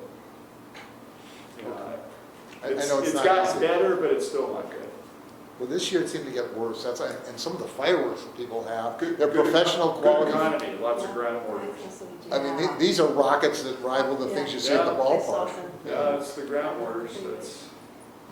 That's all that I have. Thank you. Try being further out with hills and grass and so forth, Yeah, that's like in even my worse. area. Jeep, those Jeep tires. Robert? Thanks, Chuck. I attended the open house for Station 6 on Saturday. I couldn't make the other, yeah, I couldn't make that. I was kind of under the weather, so to speak. And I attended something else, and my mind just can't focus on what it is right now. But I want to report on the HR and the EPREP committee. The HR committee was attended by myself and Jim and the Chief Harold and Michelle, and Jim. Sorry, Jim. And our committee is still the same. We're still looking at some of the board in the operational manual to kind of understand where there may be overlaps. We have successfully, I think, accomplished looking at section 1.1 of the Board of Directors policy, which had to do with look at the Fire District Governing Authority. I think Tim looked at that particular section and brought clarity as to and help the chief here, the overall governing authority for the district. And, it was worded, and we're going to bring that information back to you next month, hopefully typed up and ready for your approval. And also we're going to show you the red line before we make those changes. Under the Human Resource Committee, we reviewed and discussed the Policy and Procedure Manual, Section 7.8, which had to do with agenda item requests, and Section 7.11, which had to do with public comment. These items also will be brought to you at the next board meeting because we looked at them, made some thoughts on it, and we're going to bring it back to the board next month. Some of the current activities we are looking at as a committee, we are reviewing it and discussing the board operation manual, which is section 5.1. And these are board responsibilities and duties of the fire chief. Jim took a stab at it, and so we'll be bringing that whole section back to you in August for your approval.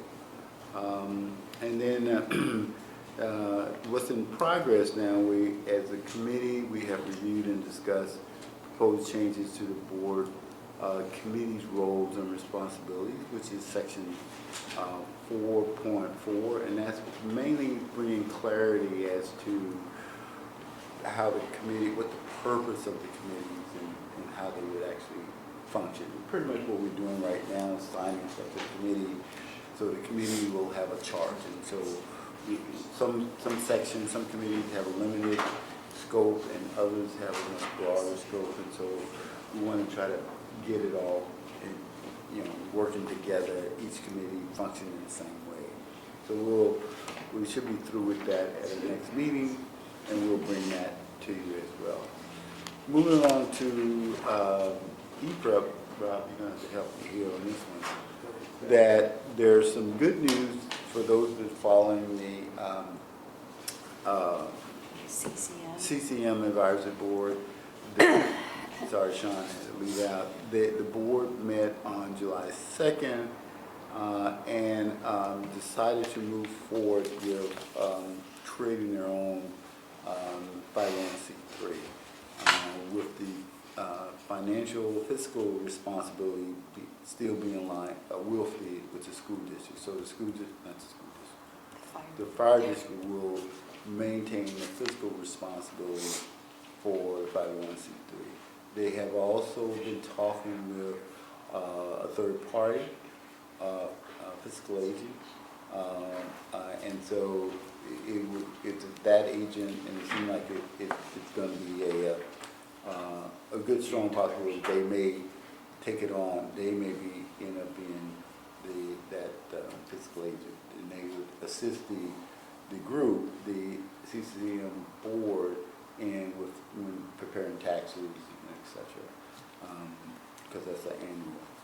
So next month, hopefully, if the chief would, permission, that we can get Sean, who's the president of the board, to come and make a small presentation to the board to kind of let you know where they are and how excited or non-excited they are about moving that direction. But they voted 8-0 as a board to move in that direction. As well as to look at and assess where the funds, are the funds from the district actually that's going to CERT and meeting its intended objective. So I'm pretty excited by it. One board meeting. Rob, I don't know if you have Yeah. anything to add to it. Mike Ralston had given us the Community Crisis Management 2019 to 2023 strategic plan, and it's pretty specific as to what direction they want to go into. Michelle, do you have a copy of this Was from that the done meeting? by the CCM group? Yeah, I from the do. group. I do. You do have a copy of this? Good.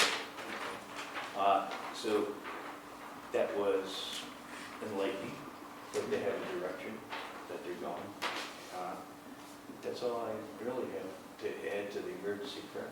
I think we covered. I think there's been a real good movement and on both the Human Resource Committee as well as the E-Prep Committee as a board assisting the E-Prep chief and as well as Chief Stevens and as well as Michael in moving this whole process forward. So I'd like to give a lot of thanks to them to really, and Sean for really working on it and getting clarity on that, as well as Jim, and the chief. We have spent a lot of time talking about this human resource stuff. So we got a good package for you next month to look at.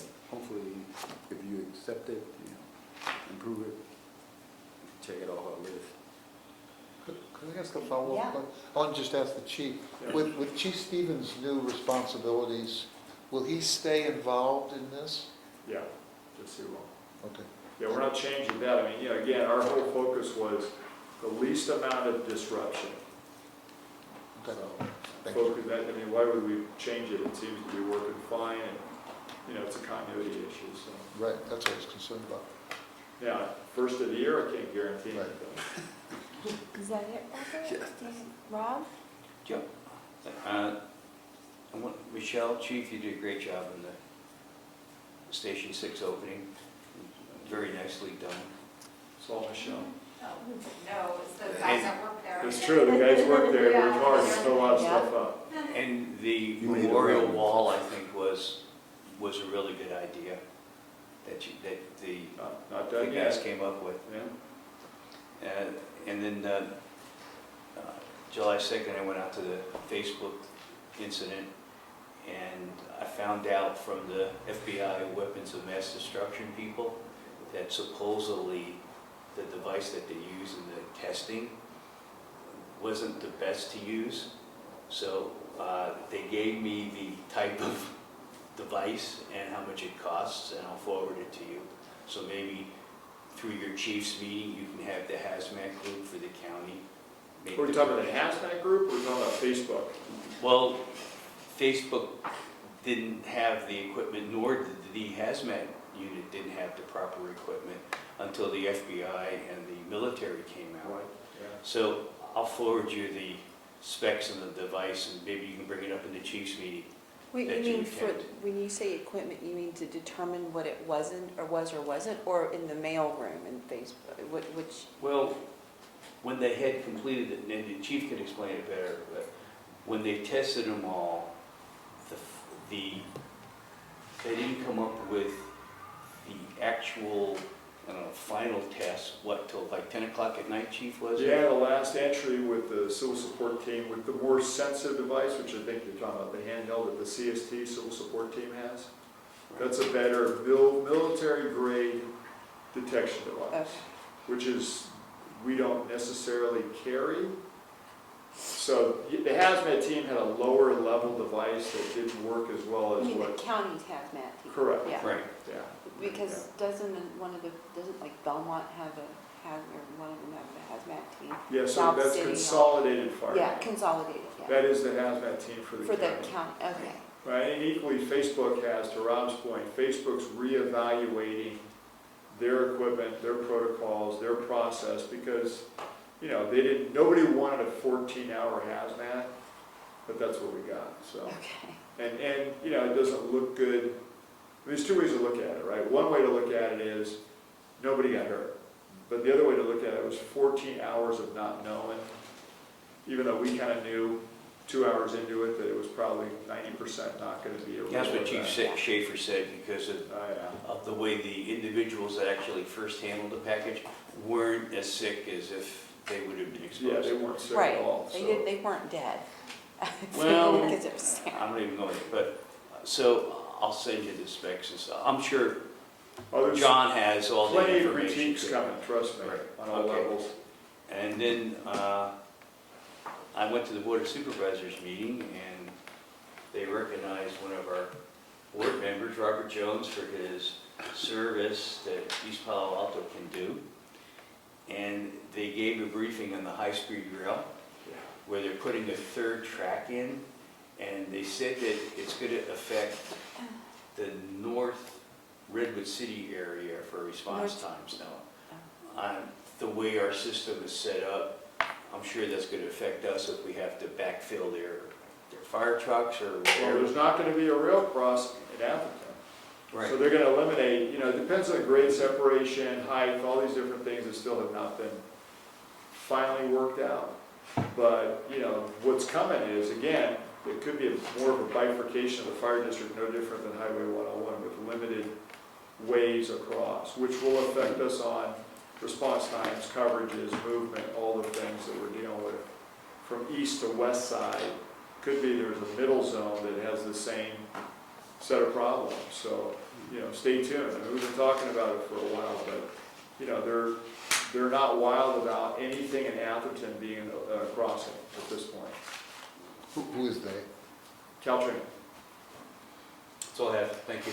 They don't want any at-grade crossings because it presents a threat.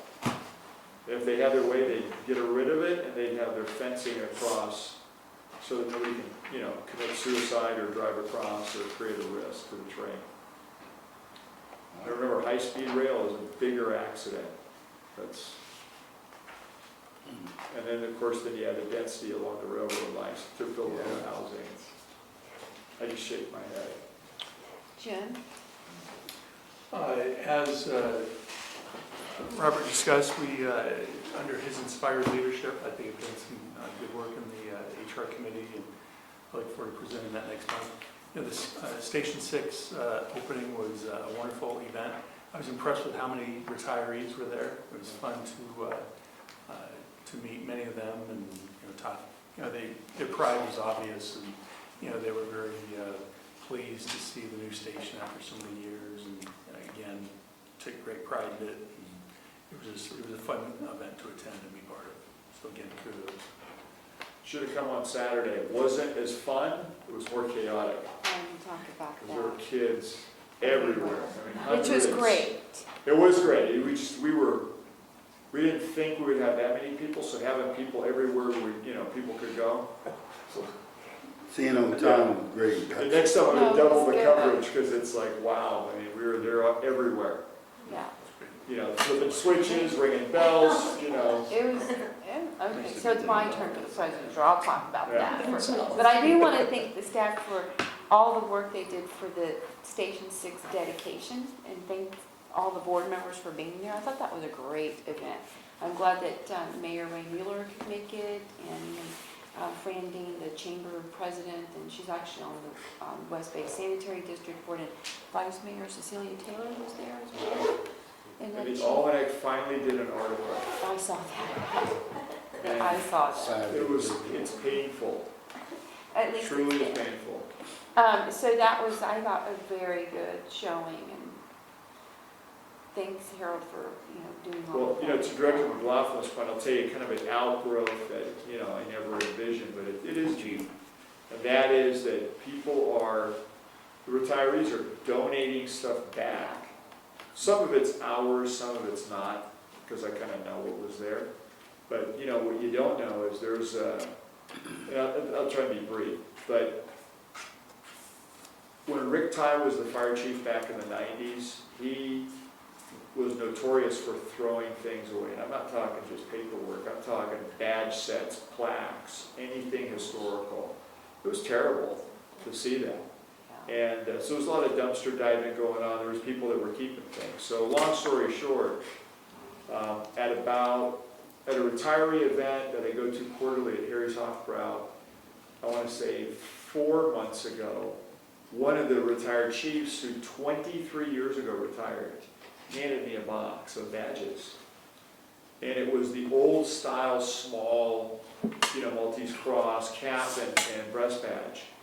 And so then I got a phone call within, a month or two after I got that back. There were 12 sets in there and a couple other oddball things. And it was for Brian Dixon, who was, you know, in hospice at the time, and he wanted his badge set, and his badge number was 22. And I had some of those badges already, so I looked through everything I had, and I read the text to think it said badge 26. So I was about ready to respond back and say, hey, I found 22 and 29, but I don't have a 26. And then I reread it. Somehow I got the number wrong and said badge set 22. So before he passed away, I got that badge set 22 to him and his family. You know, so it's kind of the moral of the story. I mean, it's kind of weird. I mean, it's fate if you want to call it or whatever, you know.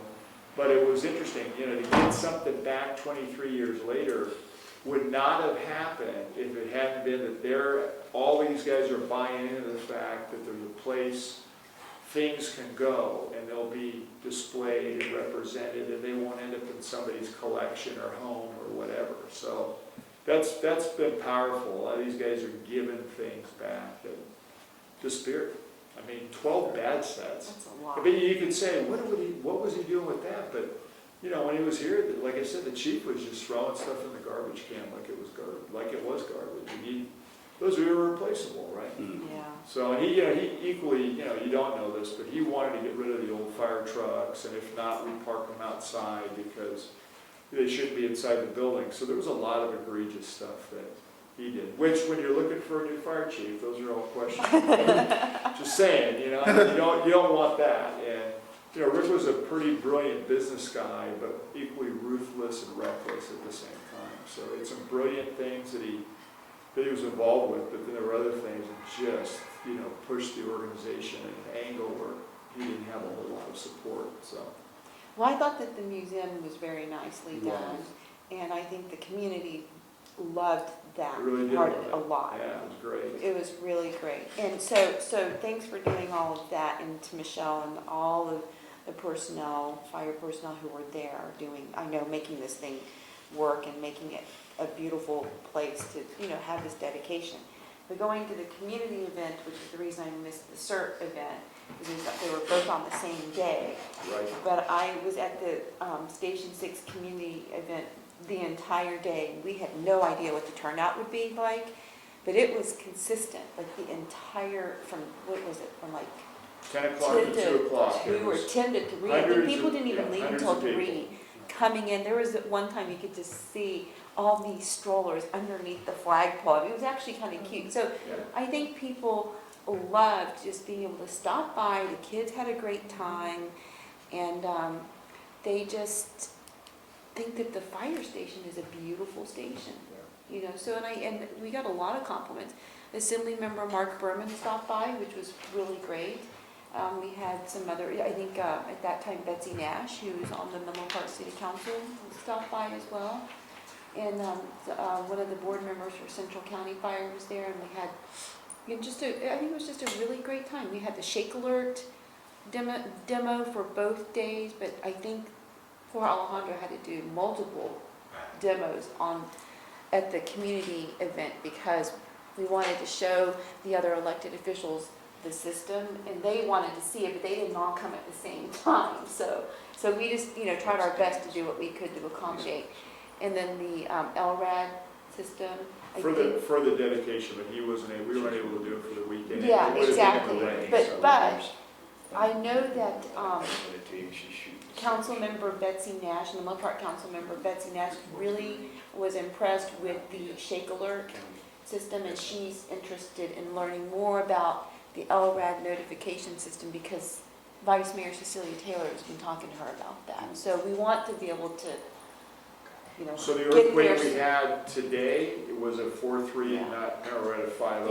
Yeah. So you got up to 5 before, and I'm waiting for the day, not like I want an earthquake, but, you know, to make sure that it's all working right, because this is all, I mean, it's not theoretical, but from a practical standpoint, it would be nice to have a 5 and then say it works, because it's Yeah. what it's supposed to. So I also went to the media event at Station 6 that was put together, I think that was last Wednesday. Correct, yeah. Last Wednesday. And so the media was actually pretty impressed with what we were doing. We had Alejandro do the Shake Alert, and I think we did LRAD at that point too. We did, yeah, we did Yeah. both. Well, you know, so what happened, so the rest of the board members understand what went down. We started getting bombarded by the news media, Yeah. right? Because they knew we had this system, and we'd advertise it if you came to the open house or if you went to the dedication. Well, guess what? Most of them didn't come to either one, right? So at the end of the day, all of a sudden my phone starts lighting up and they wanted it all. So we quickly, and I got to give credit to the crews because Yeah. we brought over the heavy. We did all these different things. And almost too much I realized afterwards because they don't have any attention span and you got a minute, right, on the Yeah. news. That's it. So, you know, it was the first time I've ever seen that the dogs weren't the main thing. Yeah, exactly. Literally, the heavy rescue, because we're getting, again, we'll have a date for you guys when we're going to dedicate it because they're going through training this week. But it's the first time that I've ever seen the new, I go, okay, we're going to do Tim Howling for Mountain View Fire, and here's the 2 search dogs, and one's a recovery dog. You know, it was up at the campfire. We're giving a little spiel. And then I said, in the meantime, we're going to pull the heavy rescue out back so, you know, you can go out there. They literally, they were literally standing there and he was going to do his interview and they saw the truck pull out and like, you know, moths through a light. They all ran after the truck. And those And poor little, I looked at Tim and I felt bad for him. I said, that's almost as bad as when you're the rescuers and the dog shows up. And there they all, it's like they don't care about you anymore. What do you mean you rescue people? We want the dogs, you know? I know, and I was surprised So too, it the finally had dogs something were cooler than a impressive. rescue dog. It's called a heavy-duty rescue, right? I was like, okay. So then we did the interview in front of the heavy rescue, so they Yeah. got the benefit of it. Well, and Mike Ralston was there doing the I drone did the demonstration, he did a drones, great job, so We thank tried him to for talk about that. CERT and get ready, and, you know, again, there's not an attention span. They so. wanted the photos. They wanted, yeah, they wanted what they wanted, the Yeah. newsroom. But it wasn't, no, it was TV too. They Was it wanted all of that. But I- on the positive side, they were all there. They were there, I yeah. mean, it was every network was there, so you don't get that every day. Yeah. No, you don't. So that, I mean, it's been a busy month. Chuck and I, as I mentioned earlier, we had our ad hoc committee meeting and I thought that was productive. So thanks for approving that to go forward. The Atherton liaisons and their town manager want to meet with us, and so we need to, as I mentioned, the Jim schedule that, and Harold and I just talked about this, I think earlier this morning. Yes. Yeah, so we need to schedule that date, so the 3 of us should talk about that. And then, There's still one the finance committee meeting, finance committee met, and pretty much what we have today in our agenda, in our packet, was what we discussed, and we have some more things that are coming down the road, including probably agenda item number 7 and the LRAD notification system. Chuck, do you want to have any? I just wanted to say something about, I'm sorry, Chair. please. No, when you meet with them, see if they still want to leave the fire district. They want to set up the meeting, we have no idea. I mean, we'll do a report out, Can obviously. you find out if they still want to separate from us? Because they never really told us if they want to or They're not. working off their the collaboration list, but just so you know, the police chief and I have been meeting about things that I think are more public safety focused, so. And operational. Right, I Yeah. mean, which would be a benefit to both of us. Now, I think they think we're gonna just write checks, but that's up to you. Chuck? But it will be more focused. But I just want to mention something about, because it relates to LRAD and Shake Alert, that there was a lot of anger down in Southern California because the earthquake wasn't powerful enough to trigger the Right. shake alert system and No, people. the app, just the app, because the system worked, it's just the apps that people, Well, the people didn't get the warning. Yeah, Yeah. the threshold was, Yeah. is 5-0. yeah. Yeah, and I'd say that becomes an issue, I mean, and if you don't do it right, there's a lot, and this is why It it's is. worth having a discussion about this, even here, and letting people know and so forth, because before they could even implement the system, there are already people who are angry about it, think it's worthless and so forth, and Yeah, I it was mean, too bad. like you said, it wasn't as strong when you're 100 miles away and we were 300 miles away. So, you know, but the one thing, you know, kind of brushing that all aside, what you're seeing is there's a lot more seismic activity going on in the state. And this has been predicted that we've gone through the calm period and now we're coming to the end of that. In fact, arguably it's been some years over that, and then we're going to go back to an increased period of time where there's going to be activity. So, you know, I think the system is good. They got 1,600 sensors. I mean, it picked it up, it did what it was supposed to do. Obviously, you know, with the shake alert, you're going to get the countdown if, you know, if we go that way. And the closer it is, the less time you have. But the system worked. Now, the threshold is 5-0, so yeah, I mean, it didn't notify them in LA because it wasn't a 5-0 in LA. Good for them. We got So. shake alert today though, John Hitchcock on his computer. Because he gets the notification at any Richter scale that there's an earthquake. So USGS has had that for years. They can tell you every earthquake, I mean, if you really want to get it. So speaking of USGS, they're moving, right, to Mountain Yeah, View? which So is what new, and going- I don't You have to go understand. into Moffett Field, I think, so, Well, the good news is they're staying local. yeah. The bad news is they're moving it all, and I think the real news, which nobody's wanting to cover, is that the stupidity of GSA and market rates, that they charge their own federal government. I mean, around here, I don't know how that even makes sense. And this would be one where, if I'm the president, I dive in and go, you know, we're going to give you an adjustment because you're moving a federal entity to another facility. The disruption, it's going to take up to 3 years. I'm not sure they're saving any money. And you're going to have a campus, are they going to sell it, are they going to lease it? And nobody knows. Nobody knows. But it. they They're gonna own build that. on it. They own Right, that. right, they own it, they Right. just, if you drive by the building on Middlefield Road, the big building is the library, Yeah. and that costs millions. Is there I mean, it anything is over there that'd be gorgeous. suitable as a training facility? Well, so I tried years ago, so here's gonna be the problem, Jim. It's a great suggestion, We GSA. And I looked at Moffett too, to move the team over there at one point, because it had the airfield. And you know what I found? Both were so unreasonable in the rent rates that we could beat it here locally. It was like, I'm getting garbage old facilities for primo price, because NASA runs that over there, as does the Navy. So unless they're giving USGS a break, I'm not sure where this, you know, where the ROI is with the disruption. That's exactly what happened. GFA is charging like $10, Oh, it's market unreal. rate, $10 a square foot, whereas NASA can do anything it wants. It doesn't have to do Yeah, that. they didn't wanna It's give charging, us less when it's we were charging over there. $2 a square foot. Yeah. So it's You mean 5 like times. a USGS situation. Yeah, so USGS is paying a fraction at the new location. Yeah, and it's so close to them. So, do I know what's going on? I mean, I'm like everybody else, I found out recently too, and I was disappointed in it. But, you know, that campus has equally buildings from World War I, right? And then the most modern library, which they spent, I don't know who was in charge of the cabinet secretary, but somebody had a line into the budget at the time, because they built a library like you've never seen. Is that the one with the auditorium in it? Yeah, right. Yeah, You should go it's check like it out right if you've on never the- been there. It's fabulous. It So I is great. don't know how you recreate that. I mean, you couldn't build a building. It's like that. 600 seats or Yeah, something. It's huge. it's got the auditorium. It's a full-blown library, multi-floors, Street. gorgeous. I mean, first class, everything. Best kept secret. Yeah. Well, you can't tell from the street that it's that. No, we did rescue classes, we did instructor level classes. We would send the students there to prepare a project, and that would be where they got the research documents to prepare, you know, for their presentation, right?